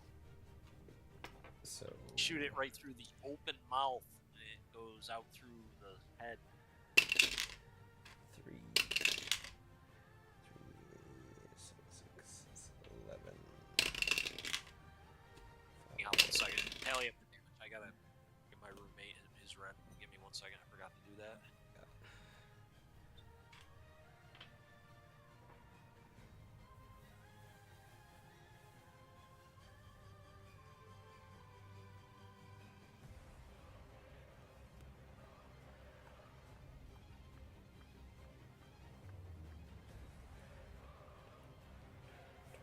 Nice. So what was in the water? We don't know. It was just... Some ligma. Yeah. It's a mama. What the? It's some Candace. There's Candaces in the water.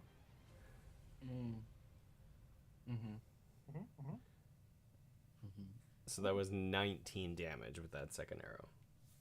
Holy shit! That's what I'm talking about. I really heard that had a lot to do with the 2 Gandhis. I'm not gonna say. What's suck on these? Alright, I'm back. Sorry about that. You're right. Yeah, My roommate's driving to Indiana tomorrow, and I forgot to give him his rent money, and he's gonna need it for his trip. I'll say hello. Where is he going in Indiana? He's going to Gen Con. Indianapolis. Oh, yeah, hell yeah. Yeah, I did. Yeah, he is. I went to Origin, spent way too much money, so I can't go to Origins. Otherwise, or I can't go to Gen Con. Yeah. Otherwise, I would want. That'll bankrupt you. Yeah, that was 19 on that second arrow.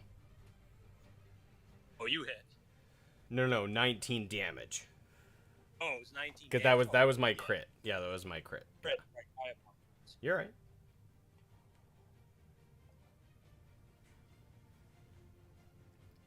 Yeah, that, you shoot it right through its head, bro. You know, blow chunks of gray matter, or what might have been gray matter at one point out. And it's still alive, but you can tell that really fucked it up.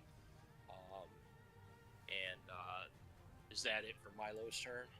I think so, because it's a bonus action to move my hunter's mark, right? So, It is. Yeah. Yeah, it is. Yeah, so I will... You know what? I'll move 10 feet diagonally, just so I'm a little bit closer to whatever the fuck's going on, but that'll be it after that. Yeah, right there. Yep. And it's Basil's turn. I'm still tied up, right? You are. Okay. You just have disadvantage on attack rolls, and you're immobilized. Is basically what's happened. Yeah, I'm gonna take a swing at the guy who's grappling me. I'll use my inspiration with the first one. Wait, Oh, the snake that I shot is grappling you, right? It is. Does it not So need what? to make some type of check to keep a grapple? I don't remember how grapple works. It does not. He has Okay. to make a strength save to get out. Gotcha. I'm just gonna try to kill it instead. So. Okay. I like it. Basil is confident he can slay the beast. 27 hits. Oh my god, that's so fun. Are you sure about that? belt. He has that belt, yeah. I'm Pretty gonna damn sure. do a smite here because I want to leave. I don't feel safe. What is smite? I'm gonna do a smite. It's a MOBA. Okay. Top down MOBA.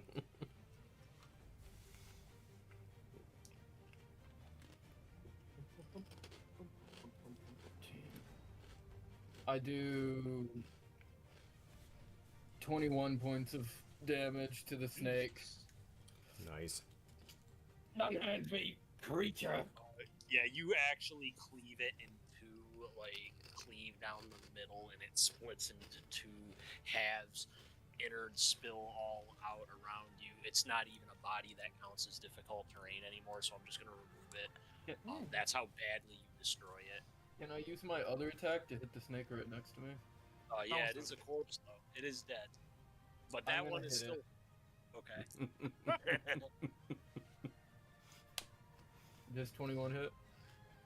Yes, you hit the deceased and The animal corpse. dead snake.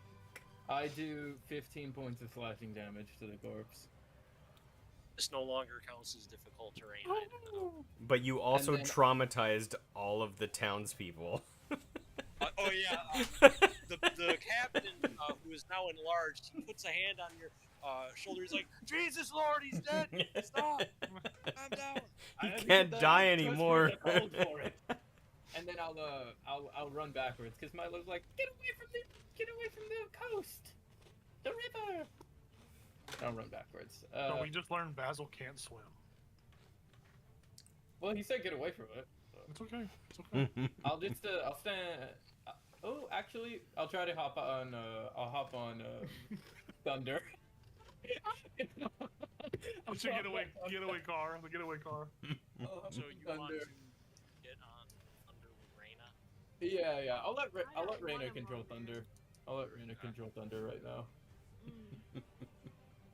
So this is what we got going on. I hope we get to see a mega snake. All the snakes come together to form one mega snake. Yeah. Yeah. It's morphin' time. Yeah.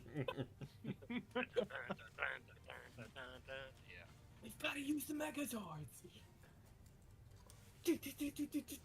Pull out your synthetic flute that you can play through your helmet.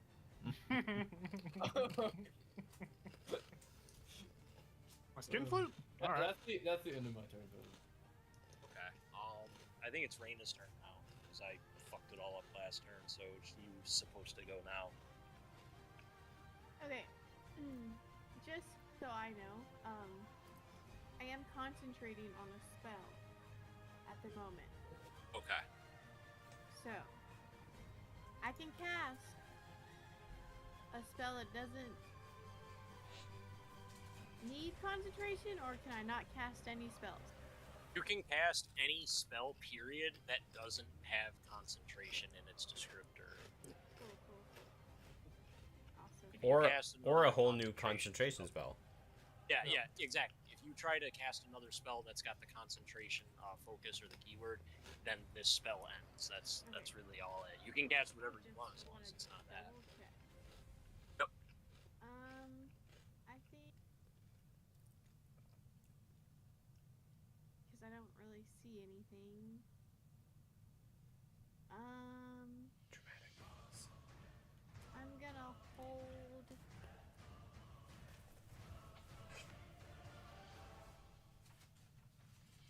A burning hand. Oh, just the first level.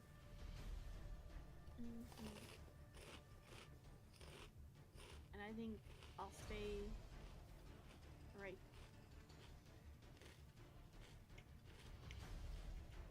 Yeah. Okay. So I'm gonna hold a burning hand. Or no, I'll just hold a magic missile. First level. Okay. And I'll wait for whatever Milo saw in the bush, and I'm gonna back up next to Milo. Whatever Milo saw in the bush. Yeah.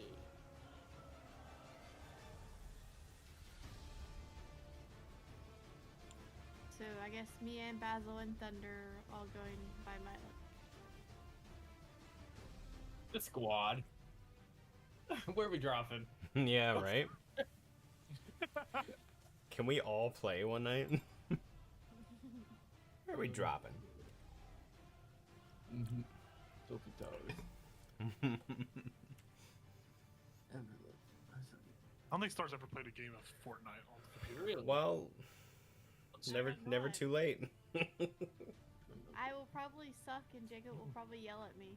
That's not how that goes. Quit doing this false narrative. That was one time. We were playing Baldur's Gate and he would get so upset with me.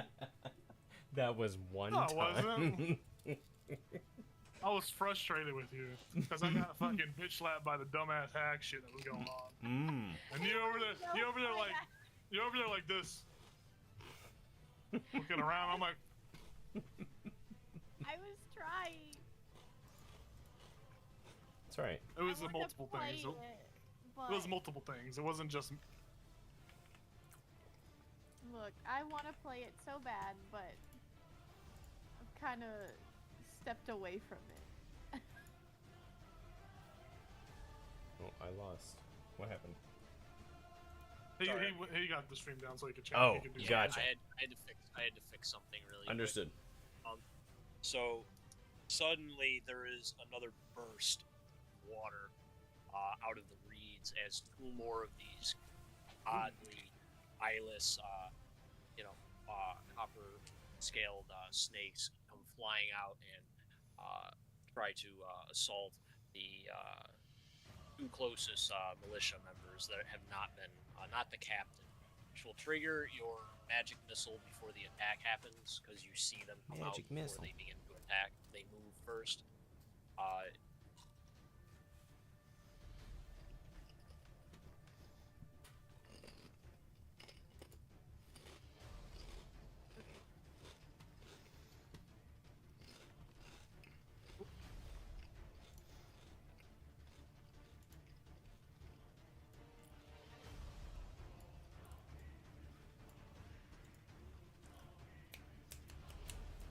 Wow, you can really just put in like a five word prompt into ChatGPT and have it make a monster for you.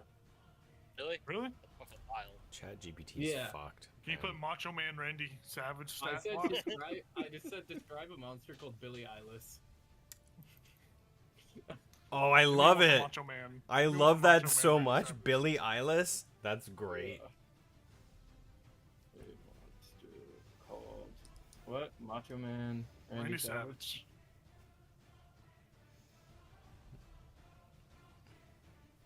Macho Man Randy Crabbage. He's a crab. You ain't going nowhere. He's a bard. Yeah, He casts absolutely. prison on you. You can't move anywhere for 5 minutes. Oh, hang on. I gotta send it in fucking 2 messages. All right, so but what's actually going on in our game right now? My magic missile goes off. Oh, there you go. Right, yeah. How much damage does the magic missile do? I'll just shoot all 3 at the bigger looking one. I don't know. And Okay, that's fine. it's 11 points. Alright, 11 points of damage. Yep. I love the stat block. What is it? Stop block? Or the description on the... Yeah. You might have to use that. Yeah. I was like, Billie Eilish sounds like a pretty cool. I really like it. Not gonna lie. So, I just said the prompt was describe a monster called, and then parentheses or quotation marks and whatever you want to do.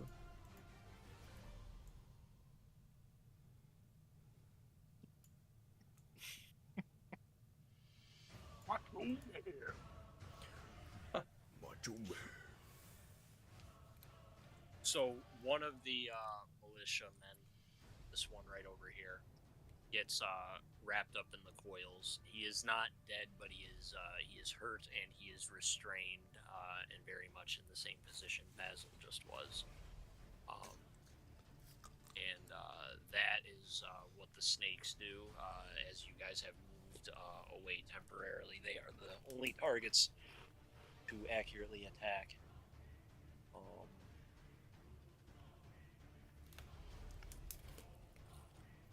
And then it's we got a bunch of militia attacks. Nice. Bowman.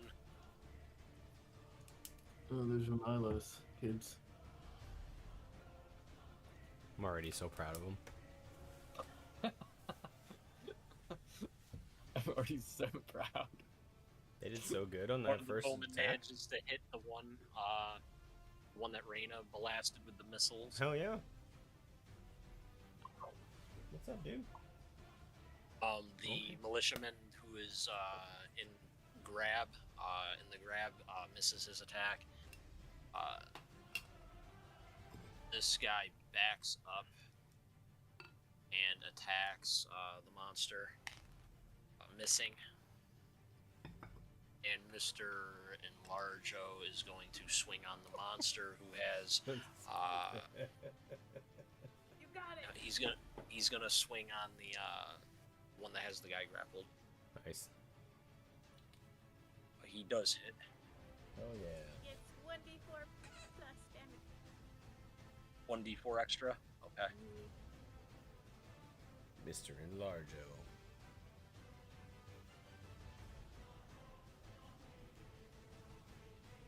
Does 10 points of damage. Oh, He does the first damage on the snake that has that militiaman in grapple. He's screaming at the guy to hang in there. Now something happens. Uh-oh. All of a sudden, this snake disappears into the reeds, pulling this man with him. Oh no. He goes into the reeds. save him, Howard. Take off your shirt and Reyna, look! Oh my goodness. There is a shuffling in the reeds and a sickening crunch of what is unmistakably bones and cartilage and tendons just being ripped apart. None of you believe that the death gurgles could have been survivable. That was clearly the sounds of a man dying in the reeds. As something horrifying takes shape. A very, very large, scaly creature comes out, and it appears to be a crocodile as it emerges from the reeds, though very mutated like these, like the snakes are. However, yeah, there's no crocodile one, but this will serve its purpose because, much like these two claws on the scorpion model, this crocodile is very, very large and has two heads that have somehow fused. It's almost like two very big crocodiles fused together in some parasitic fused conjoined twin shit. Each of them has a wide maw that looks unnaturally deformed with jagged teeth. And to the biggest horror, out of one of these maws, this claw, is this snake, almost like tongues. This is one fucking creature with two heads, and the snakes appear to be like tongues that are coming out of this rightmost claw that is a head. And the creature begins taking root into the sands. Milo, there's nothing natural about this monster. This is very much like the entities that have been written about in your father's journal of those tainted creatures. Things like what the molder can do when his energy taints into creatures. You believe fully well that this is something like that, based on what you've read. This is the consequences of that demonic energy. This is what has been being spoken of with creatures being mutated, and in your father's journal. This is quite literally something your father would have been hired to take down, because it is such a dangerous thing being in these country rivers. I feel like that would give Milo some like extra energy. He'd be like, "Let's fucking do this." It's Father, son, Kamehameha. Yeah, it's Hal's turn, right? If I'm not mistaken? It is. Yeah. Holy. Okay. Fucking dick. Turtles. Okay. I got an interesting concept I want to run past you, Thomas. Yes. What I want to do is, seeing as this is a tongue coming from that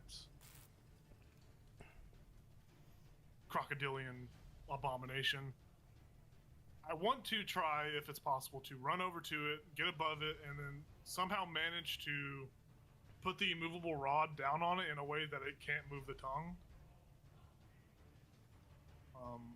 That would require a strength check, a very, Okay. very, very decent one, with enough force to push through the entire snake's body and do what you're trying to do. Possible, because you saw that inside is not just normal, like, guts and organs and bones. The thing's literally falling the fuck apart. So if you're going to try and stab it and do that, it's actually possible, but you need a strength check. I'm gonna go for it. I'm gonna do it. Sounds cool in my head. It's probably not gonna work, but we're gonna try it. So I'm gonna use my inspiration that I have still. Thank you. And I'm going to roll just a strength check. So it's just a plus. Is it? So is it strength, or is it gonna be athletics or acrobatics? Athletics, actually, sure. Perfect. Because I have a +7 instead of a +1 to that. Oh, that's absolutely fair. All right, here we go. Because it takes an action to click the rod itself. So here we go. Ooh. 25. My god. Yeah. Roll a d4 and add your strength for damage. Total of 4 damage. So yeah.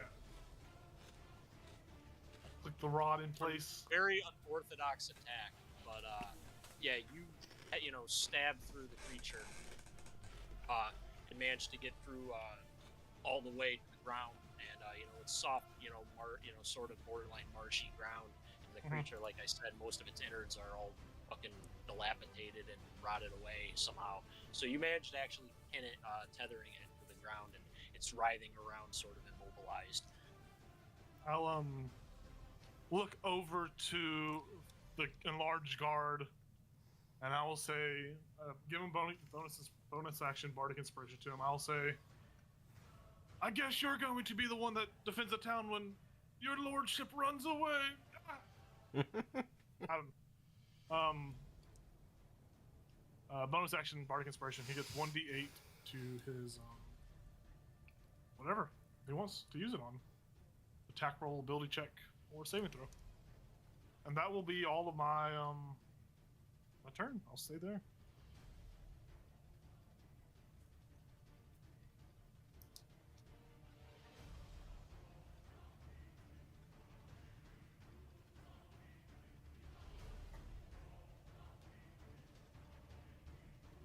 Milo gets to go next. Do we see... Is that the only thing we see, or do we see part of the rest of the body? Is he sticking out a bit? No. You see part of the rest of the body. It looks fairly large in size, and it's coming out of the water. A lot of it takes on almost like a chameleon-like approach, but as the water drips off of it, it becomes like more visible, and you're able to see it better. It is still a lot in the reeds though, so you can't really like see the tail area or anything like that. It It looks mostly like a mutated crocodile with just 2 heads, though. You can't really like see anything else about it. So, question as far as Hunter's Mark goes. Do I have to move Hunter's Mark if this has been the same creature the whole time? Or Yes, has you it... can use your no, you can. I will allow you to use your bonus action to move this creature, absolutely. Okay. Alright. You didn't know it, but yes, it was part of one fucking gigantic weird creature. Right. Yeah. Yes. Okay. I will... Yeah, I'll move my Hunter's Mark to the main beast, not the one that's been pinned, not the tongue that's been pinned.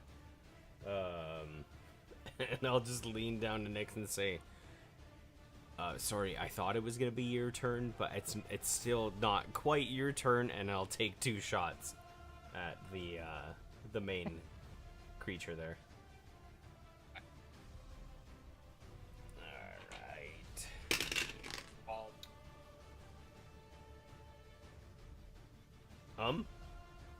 Oh, you're good. Good. Oh. You're good. Okay, 28 to hit? Absolutely. You fucking hit it. Oh yeah. Okay. 11. So 14 for the first arrow. And then... Ooh, that's not good. 12 to hit on the second one. 12 does not hit. The arrow hangs against the mutated scales. But you hit the second head, which is the right one, the one that is connected to the one that has all the snake tongues. The other one doesn't seem to have that, at least right now. But that is the head you hit, and you did 14 points. You said. Yes. That's what I thought. All right. Yeah. So you did 14 points. Yeah. Your arrow flies and hits the second head there, and it seems to be effective. All right. Yeah, and I think that's it for me. I'll stay where I am, and I'll just say something to the effect of, if it makes any difference, I think they're undead. So.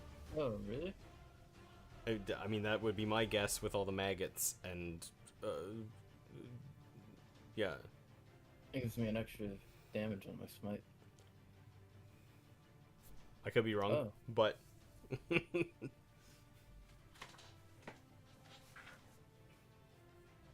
Okay, let's kill him. Is it gonna stop dying, or do we need to go to its core? Is there like a core? I guess we'll see. I'm about to cannonball into it, so don't worry. Yeah.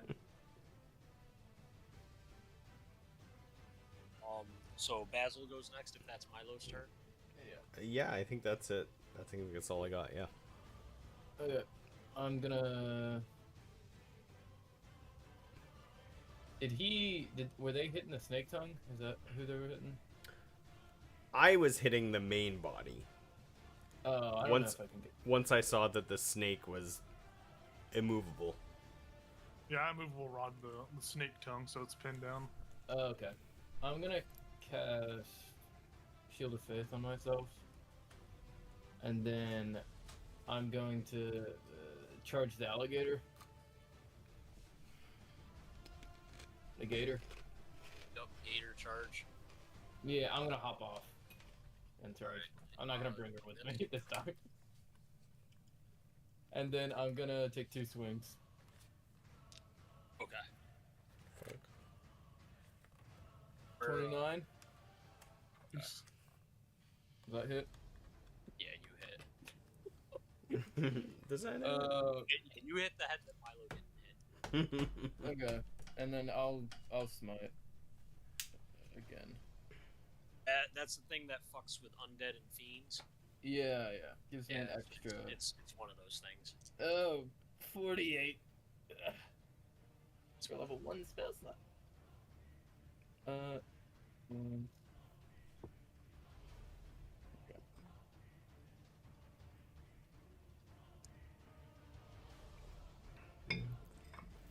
I do 29 points of damage.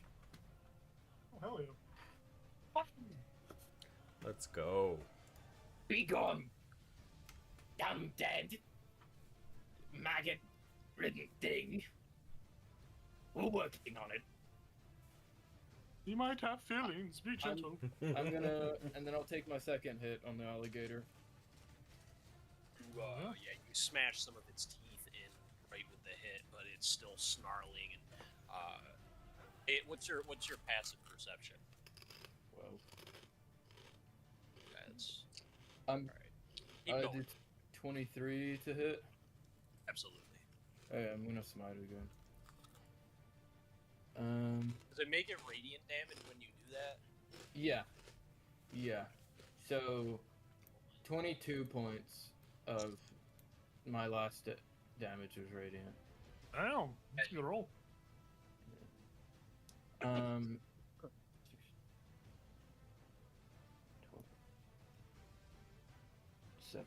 17 of it's radiant, and 7 of it is slashing for 24 points of damage.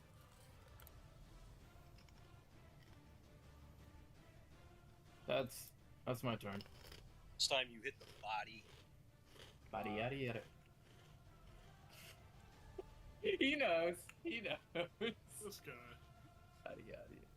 Sorry, what was the total again? 24. 24 total. Okay. 7 of it was slashing. Yeah. All right, Yeah, I it was resist. radiant. I resist that. I resist bludgeoning damage on that area that you hit. Yep, and that's my turn. Okay. So Basil lands some radiant smashing blows on the creature, calling in his divine power, and the beast snarls, very receptive to this. Not necessarily vulnerable, but definitely not resisting it in any way, and full damage is going through. And it's still fighting on, like it's got a bit more fight left to give for sure. And if that's your turn, we go to Reyna.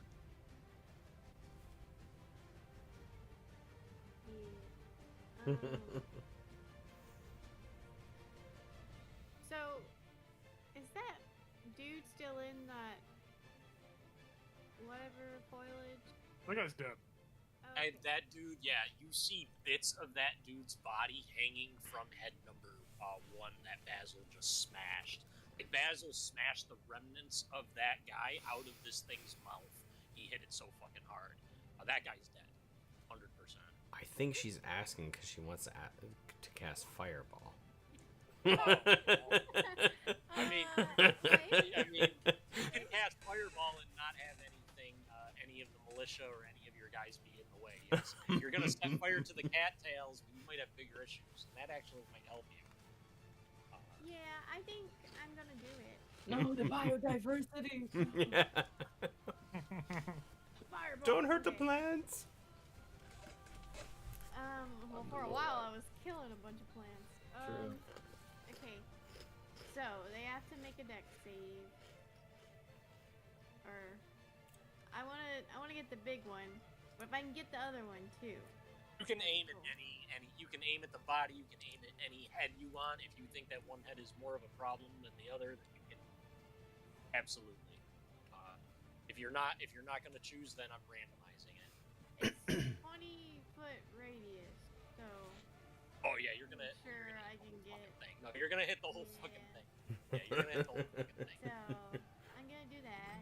It has to make a dex save.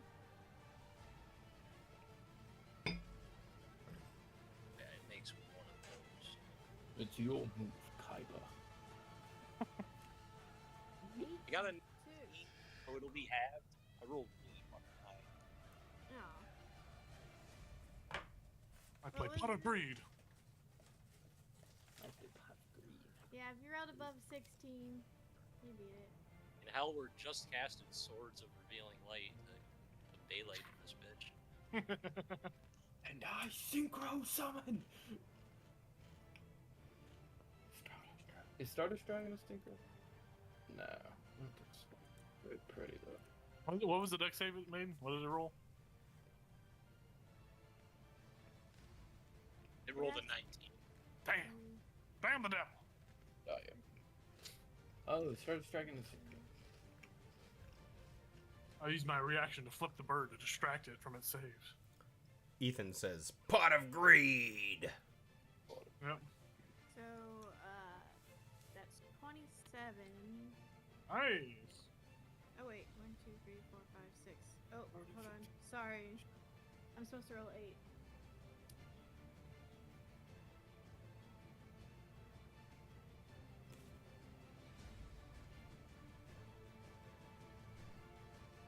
$34. So, half Damn. 34. Yeah. Damn, Gina. What was that? 17? See. Oh, this music's so fucking epic. It is the epic battle music that I have Jesus. favorited, so. I wish I could silver barb his reaction. Okay, well, he takes 17 points of fire damage. Fire! Fire! Yoga fire. He's somewhat in the water, so maybe the Demon. fire won't spread as much. What the fuck? Battle Oh, net? snaky snake. I'm gonna slip her a little snack. Yeah. Alright, so you light the reeds up pretty significantly. The creature is bathed in flame, even though it manages to overtly just bury itself, most of its body deep in the water, so the fire can't touch it. But it's still you bathe a good chunk of it in flame, and you see that it does not resist the fire. It does not have resistance to that. Cool. And now a lot of the area that it's in is in fire too. Can Thunder and I go back by Milo? Yeah. Don't get too comfortable. So, is this like AC/DC thunder or like Imagine Dragons thunder? ACDC. Okay. Because I don't like Imagine Dragons. Oh, I'm sorry. Magic Dragon, these nuts are On a roll tonight, guys. There's a fly in here and I can't get it. Be careful, might be Jeff Goldblum. If you've seen the you get that right. I got the reference.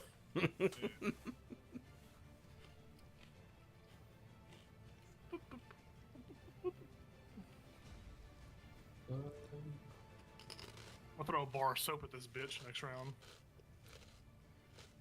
Wash your ass, ho! Aye.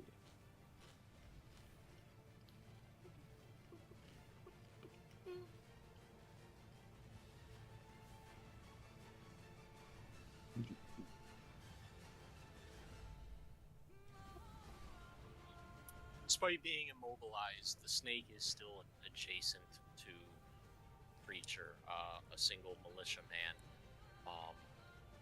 and I sadly scored a crit on him. So Silvery I bar. need to get. Oh! Are you going to? Sure. Okay. Gain an inspiration. Hell Stealth. yeah! Wow. Absolutely. Wow. He's I gonna missed. die. Wow. You got him. You saved him. And now you get to give inspiration because you silvery barbed. Oh yeah, you give advantage. Yep. Those Or were advantage, that's right. The trickle down inspiration. Thank you. Who are you giving it to?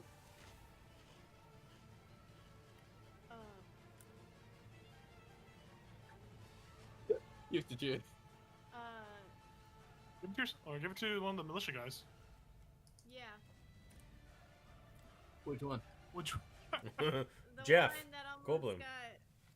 Yeah, What? that one. The Jeff- one that almost died. Which one's Oh, Jeff? Peanut the mush? the Which one one's that Jeff almost Goldblum? died. top left.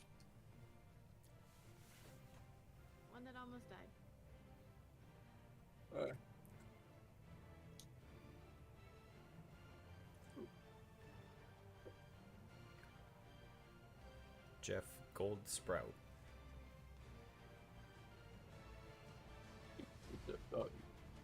Veg, bloom gold. Bowmen are gonna shoot.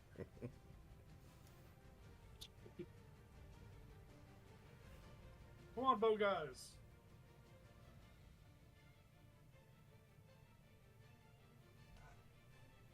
I do that arm Do they signal hit? where like I aim them. They both shoot at the immobile snake, and they both manage to sink arrows. Let's go. Those are my boys. My boys. Snake's writhing around, unable to free itself on the immobile rod. Actually, I'm gonna say it takes D4 damage just from flailing around Nice. into the immobile rod. I mean, it can make a DC 30 strength save or strength check Yeah, to move it's it. gonna try to, but I'm gonna say because its bones are all fucking jello and shit that it's gonna hurt its own self. The mass or the volume of the rod is. It's not gonna. All right, he does not pass the strength save.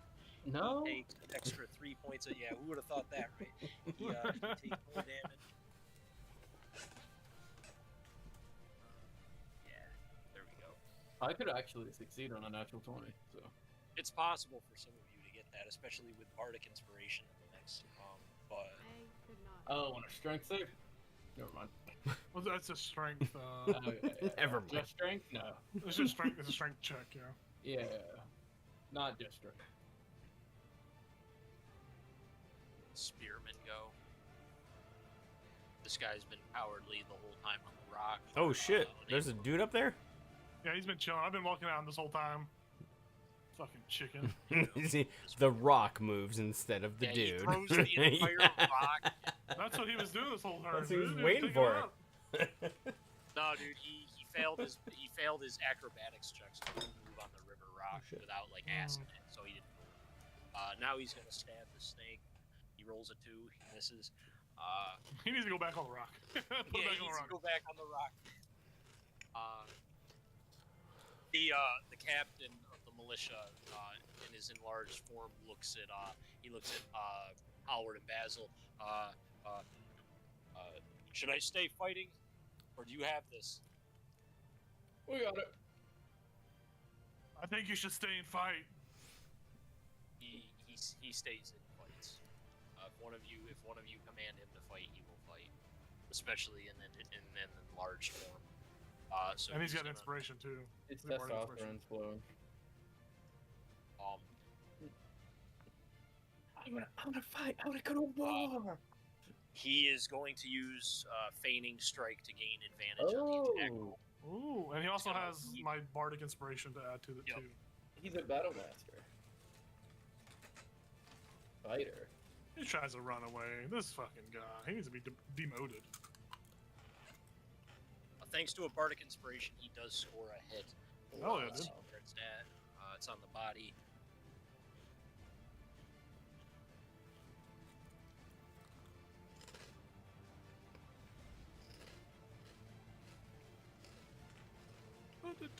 He does 11 points of damage. Oh yeah. That's what I'm talking about.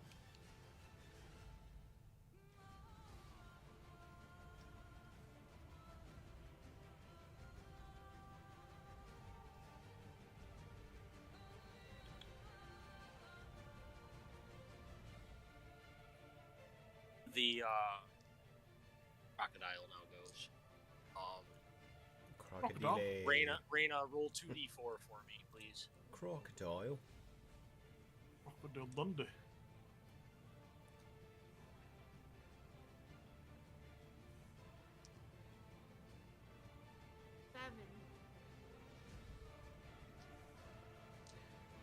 Body and torso of the beast is completely enmeshed in flaming reeds and takes that many points of fire damage. That's hot. He has many squares worth Literally. of terrain.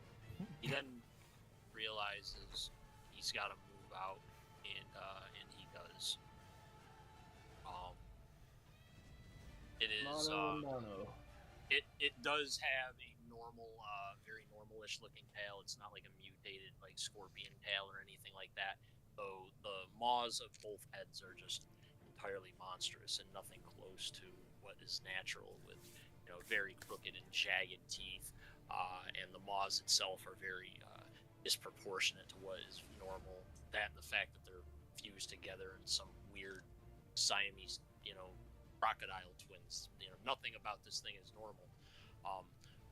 Its head that doesn't have any of the snakes in it. By the way, it detaches from the snake. That snake is writhing around on its own now. The other head that did not have the snake tongues opens its maw, and it spews out a swarm of vipers and serpents of a whole multitude of colors, all into snakes. Basil Square. I hate snakes. I need Basil to pull a con saving throw, as realistically you can't get out of the way. It vomits so many snakes on you, you are getting bit.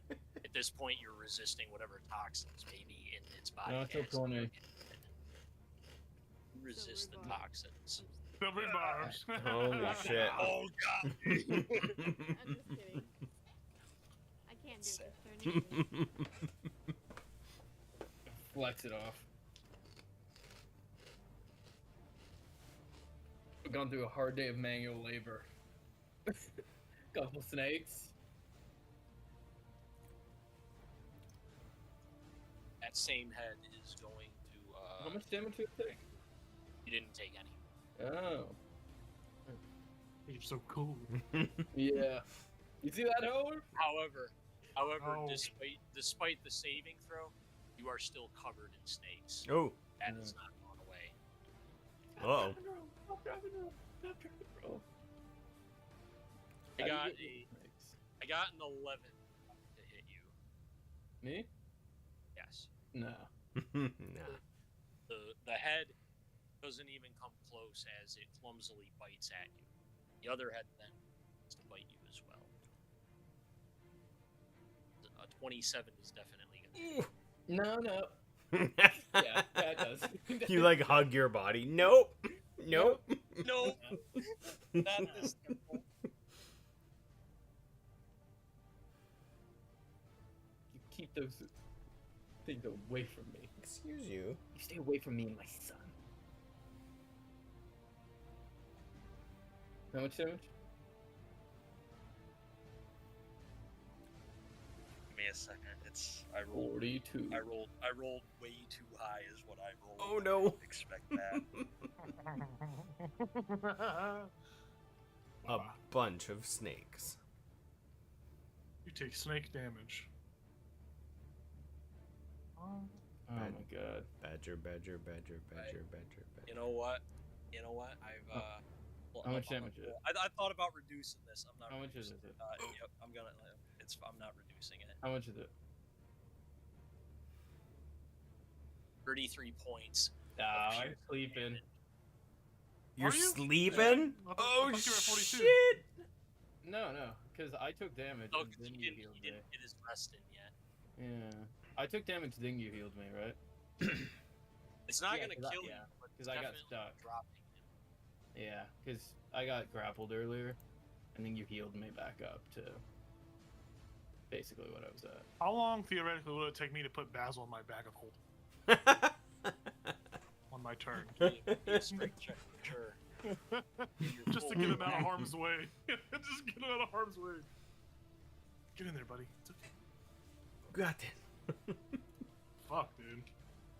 I'm okay. You're good. That was an incredibly high damage roll that I didn't expect to get. What's he gonna do? But Kill me? it is what it is. Yeah, you're not dead yet. Moving on from there, yeah, you guys see just this one head misses so badly he gets out of the way. But he goes right into the second head. He forgets, that he's fighting a two-headed awful monster, and it just catches him in a very crushing blow, and he drops out of the pure pressure. His ribs crack, and he's not wearing his armor. Do any scales fall off? Yes. Yeah. I'm supposed to ask that. Yeah, he doesn't. He's not made of flesh and bone. He's made of gem and rock and things like that. And parts of that just fly out of where his body was, and he goes down. That's probably one of the biggest blows I think Basil or anyone has taken thus far, other than Reyna with that spell that she ate. It was a pretty nasty, visceral attack that just happened. And after that, it goes to Hallward, because that is my full turn. I don't have anything else. Do the men waver and flee? Oh, they're looking like they don't flee, but like they're scared at this point. Like that. Oh shit! Serious. Yeah, none of them have seen 30, 3 points of damage being taken on a single person before. That's never happened in their sight. It's a lot of fucking damage, what that represents. So they don't flee. Yeah, my body just crumbles to the floor. The captain there, he's shocked. He says, attack! Remember your training, man! And he gets ready to attack again. And it's not his turn yet, so he can't. But he's angry. Not that Basil can see that, but everyone else does. Men are not wavering. It goes to Hallward.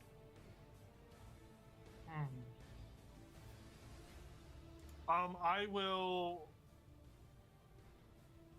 unclench the movable rock, because I imagine I was holding on to it this whole time. I'll let go of that. It's going to stay in place on top of the little snake tongue. I'll run towards Basil, and as I do, I'll cast a second level healing word as a bonus action. I'll say, "Get up, you chump!" Fuck you! So you get back 49 HP. You get back 8 HP. I'm up. That's something. You're back. And then as I'm running over, visually, as I'm running over, I will jump off the knee of the enlarged man. Do a summer. No, I'm just gonna run over there and I'll fucking leaping strike. I'll just fucking double dagger down on this alligator. So I'll just get right. Well, I'll just get to the other side of Basil. That's close. Or try to get between Basil and this fucking crocodile. I mean, you can go there or there if you want. I'll go right there. That's fine. My hero. And then as I'm running, jump, I'll do just like a double dagger attack on this little bitch. So first attack. I've pumped like 50 points of damage. You did a lot of damage to this. And the fireball did a lot of damage. Yeah, exactly. This guy's tanky. First attack, 24 to hit. Yeah. Second attack, to see if I hit it. 17. Hey, it's the same. The first round, same rolls I rolled the first round. So on this first attack, I am going to use a portion of my class feature to do a defensive strike. So I'm going to add a D8 to deal more damage and also steal some defensive stats from it. So on the first attack, it's going to do. God damn, I can't pick a D4 up.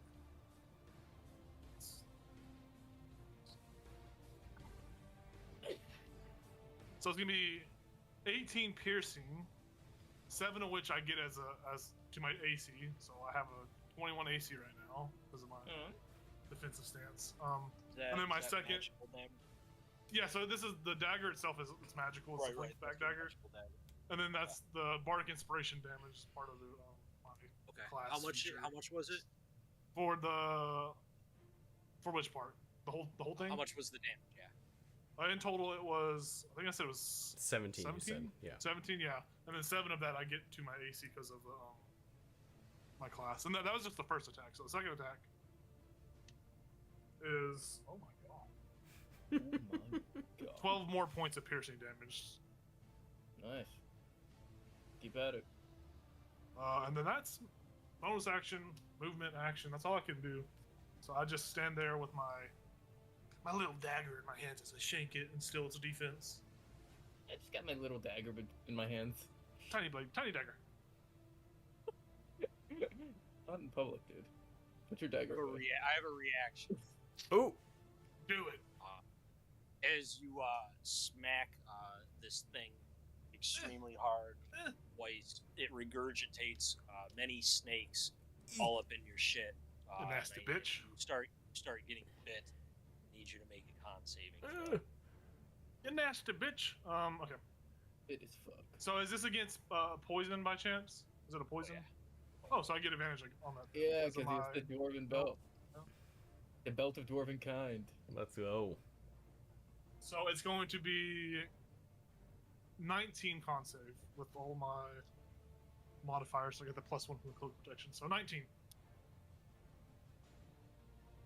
You're absolutely fine. I'll get everything. I say, you nasty bitch. I'm just you don't want to fail the saving throw. Yeah. Nasty bitch. When you're passive, there's no bad things. There's no half damage. It's just if It's you one of fail. the things you. It's I'm not gonna say because the battle's still going on. But Yeah. It's a no fuck around save. And your guys are champing it. Hell yeah. Yeah. I'll protect my little boy. It's only ground hurt with my little dagger. Up. Good turn. It's on Milo. All right, I'll just lean down towards Nyx and say, "Are you ready?" And I will stand up on Nyx's back, and I'll tell her to go. And as she charges, I'm gonna just kind of like backflip off of her, take my 2 shots while she's charging towards this son of a bitch. Oh. So I'll do my 2 first. God damn. Another 2? 12 to hit on the first. That misses. Okay. Mister. Second, that's a little better, 27 to hit. Yes, it hits. Okay. 7 plus 12. So that's 14 for the 1 arrow that hits.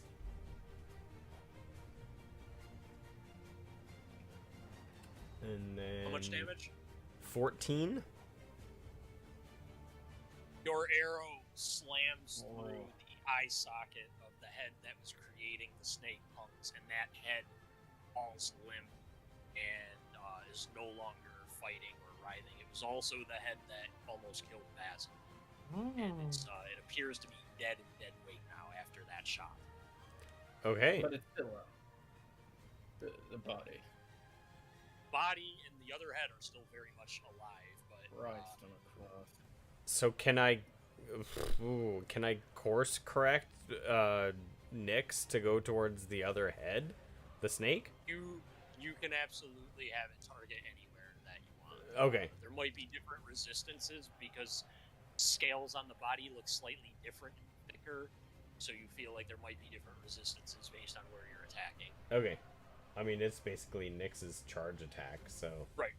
Yeah. Yeah, but you can target anywhere you want, absolutely. Okay, so, If you don't declare where you're gonna hit, I just randomize it. 15 to hit?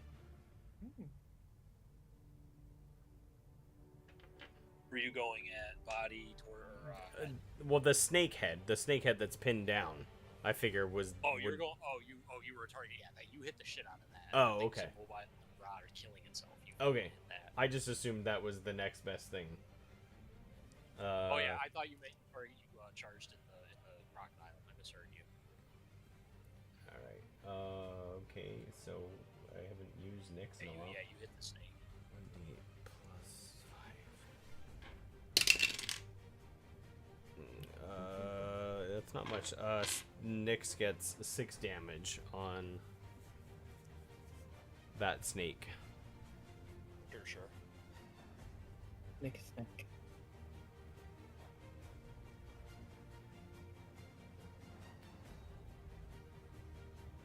How much damage? What did I just say? 6? 6, yeah. Oh yeah, you said 6. 6 for Nyx. 6 There's for no Nyx. resistance on that. That's what fucked me up. Alright. Yeah. You claw this creature that's having a hard time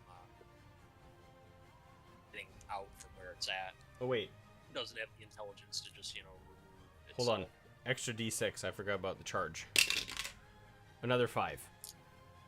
Nice. Oh yeah, this thing's hurt bad. Is that it for Milo? Yeah, Nyx will just get down and just growl at it, and yeah, that's it.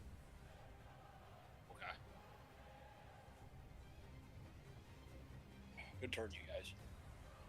Basil, you're up. I'm gonna heal myself for 25 points.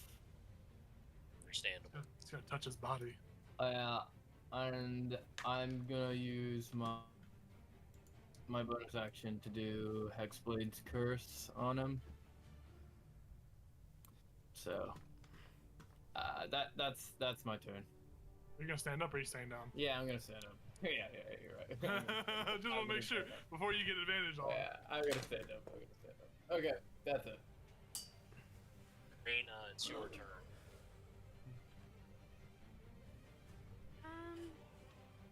Okay. I think Oh, I am gonna just use a magic missile. But at 3rd level, and try Oh. to hit this guy in the face. There's a guy over here. This guy is gonna fucking hit him. I got one spell left. With spaghetti breath and shit. The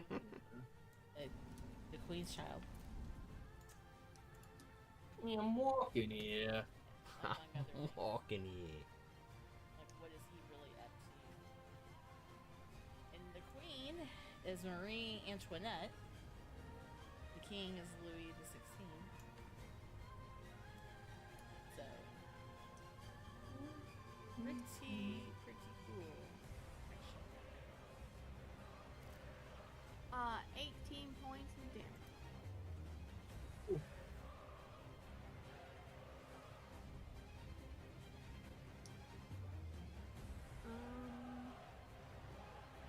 Well, where were you targeting? The big dude in his face, if possible.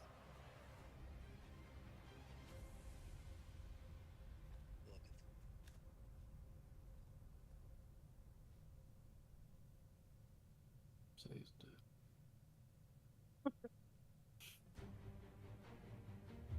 He does go down. Oh! Finally! Fuck, I was so scared. I was like, I cannot dodge any attacks because I have 14 AC. He's just gonna hit me and I'm just gonna have to take it. The creature writhes from the blast,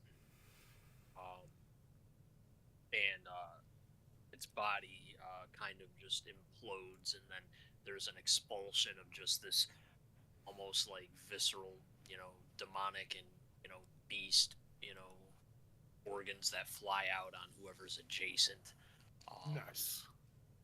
Anyone, so Basil and Howard are the only ones that get sprayed with this. I need wisdom saving throws. Fuck. Is this against being charmed and magic? Is this against being charmed? No. Damn it. Son of a bitch. Nope. Fine. Just against You're not being traumatic charmed by experiences. demonic gore spray. 13. 13 for me as well. Oh, hell wait, yeah. Hold on, wait, no, it's 14 with the +1 for my cloak of protection. 14! Always one step ahead. I'm always one step ahead. Tell me that's enough. You see an image in your brains. You both get the same image. You see, you've seen pictures of the demon lord Typhon. You see him bound in some dark, cavernous environment, bound by chains larger than anything that seems possible to construct with mortal hands, in a place you're unfamiliar with. And the being is looking at both of you, and he says in his abyssal tone that you managed to actually understand, because he's linked with your mind from this visceral spray. You hear him say, he says, "You may have thwarted my first wave. When they call again, I will break free. I will breathe free." And that is all that you hear. And we will end on that. Yeah. Ooh. It is getting time, and that's going to probably open up conversations that will lead into deeper talks. So Yep. it seems like a good place to end. I will award you guys EXP over the week for this fight. And we will handle looting and any scavenging of the monster, of what might remains of the monster next week. Oh Hell Yeah. yeah. All right. yeah. Kick some snake ass. Yeah. And thank you, anyone who was tuning in. I honestly don't know. YouTube's been fucked up tonight. We have 13 views, Has but it? 0 viewers, so I don't know what's been going on. So You got mods? You got some bots on your show? I don't know. I don't know, dude. This man's bobbing. Tonight's been weird. Oh, sorry. Sorry it's been weird tonight. That's all good. I'd rather have steady than like it go like that. But that's like the first time it's happened, right? So Yeah. maybe it's just something going on. Yeah, it's It's not anomaly. usually like that. Absolutely. Some other things were going wrong on the China. internet too, but It's true. yeah, that's what it is. Oh yeah. Thank you all for tuning in here at Tabletop Tyranny. We hope to play next week, same time and place. So see you all then. Until next time, I'm Tom. Thank you here at Tabletop Tyranny for having Lost Tales of Paradisia every Tuesday night. Hell yeah. Thank you. Good night.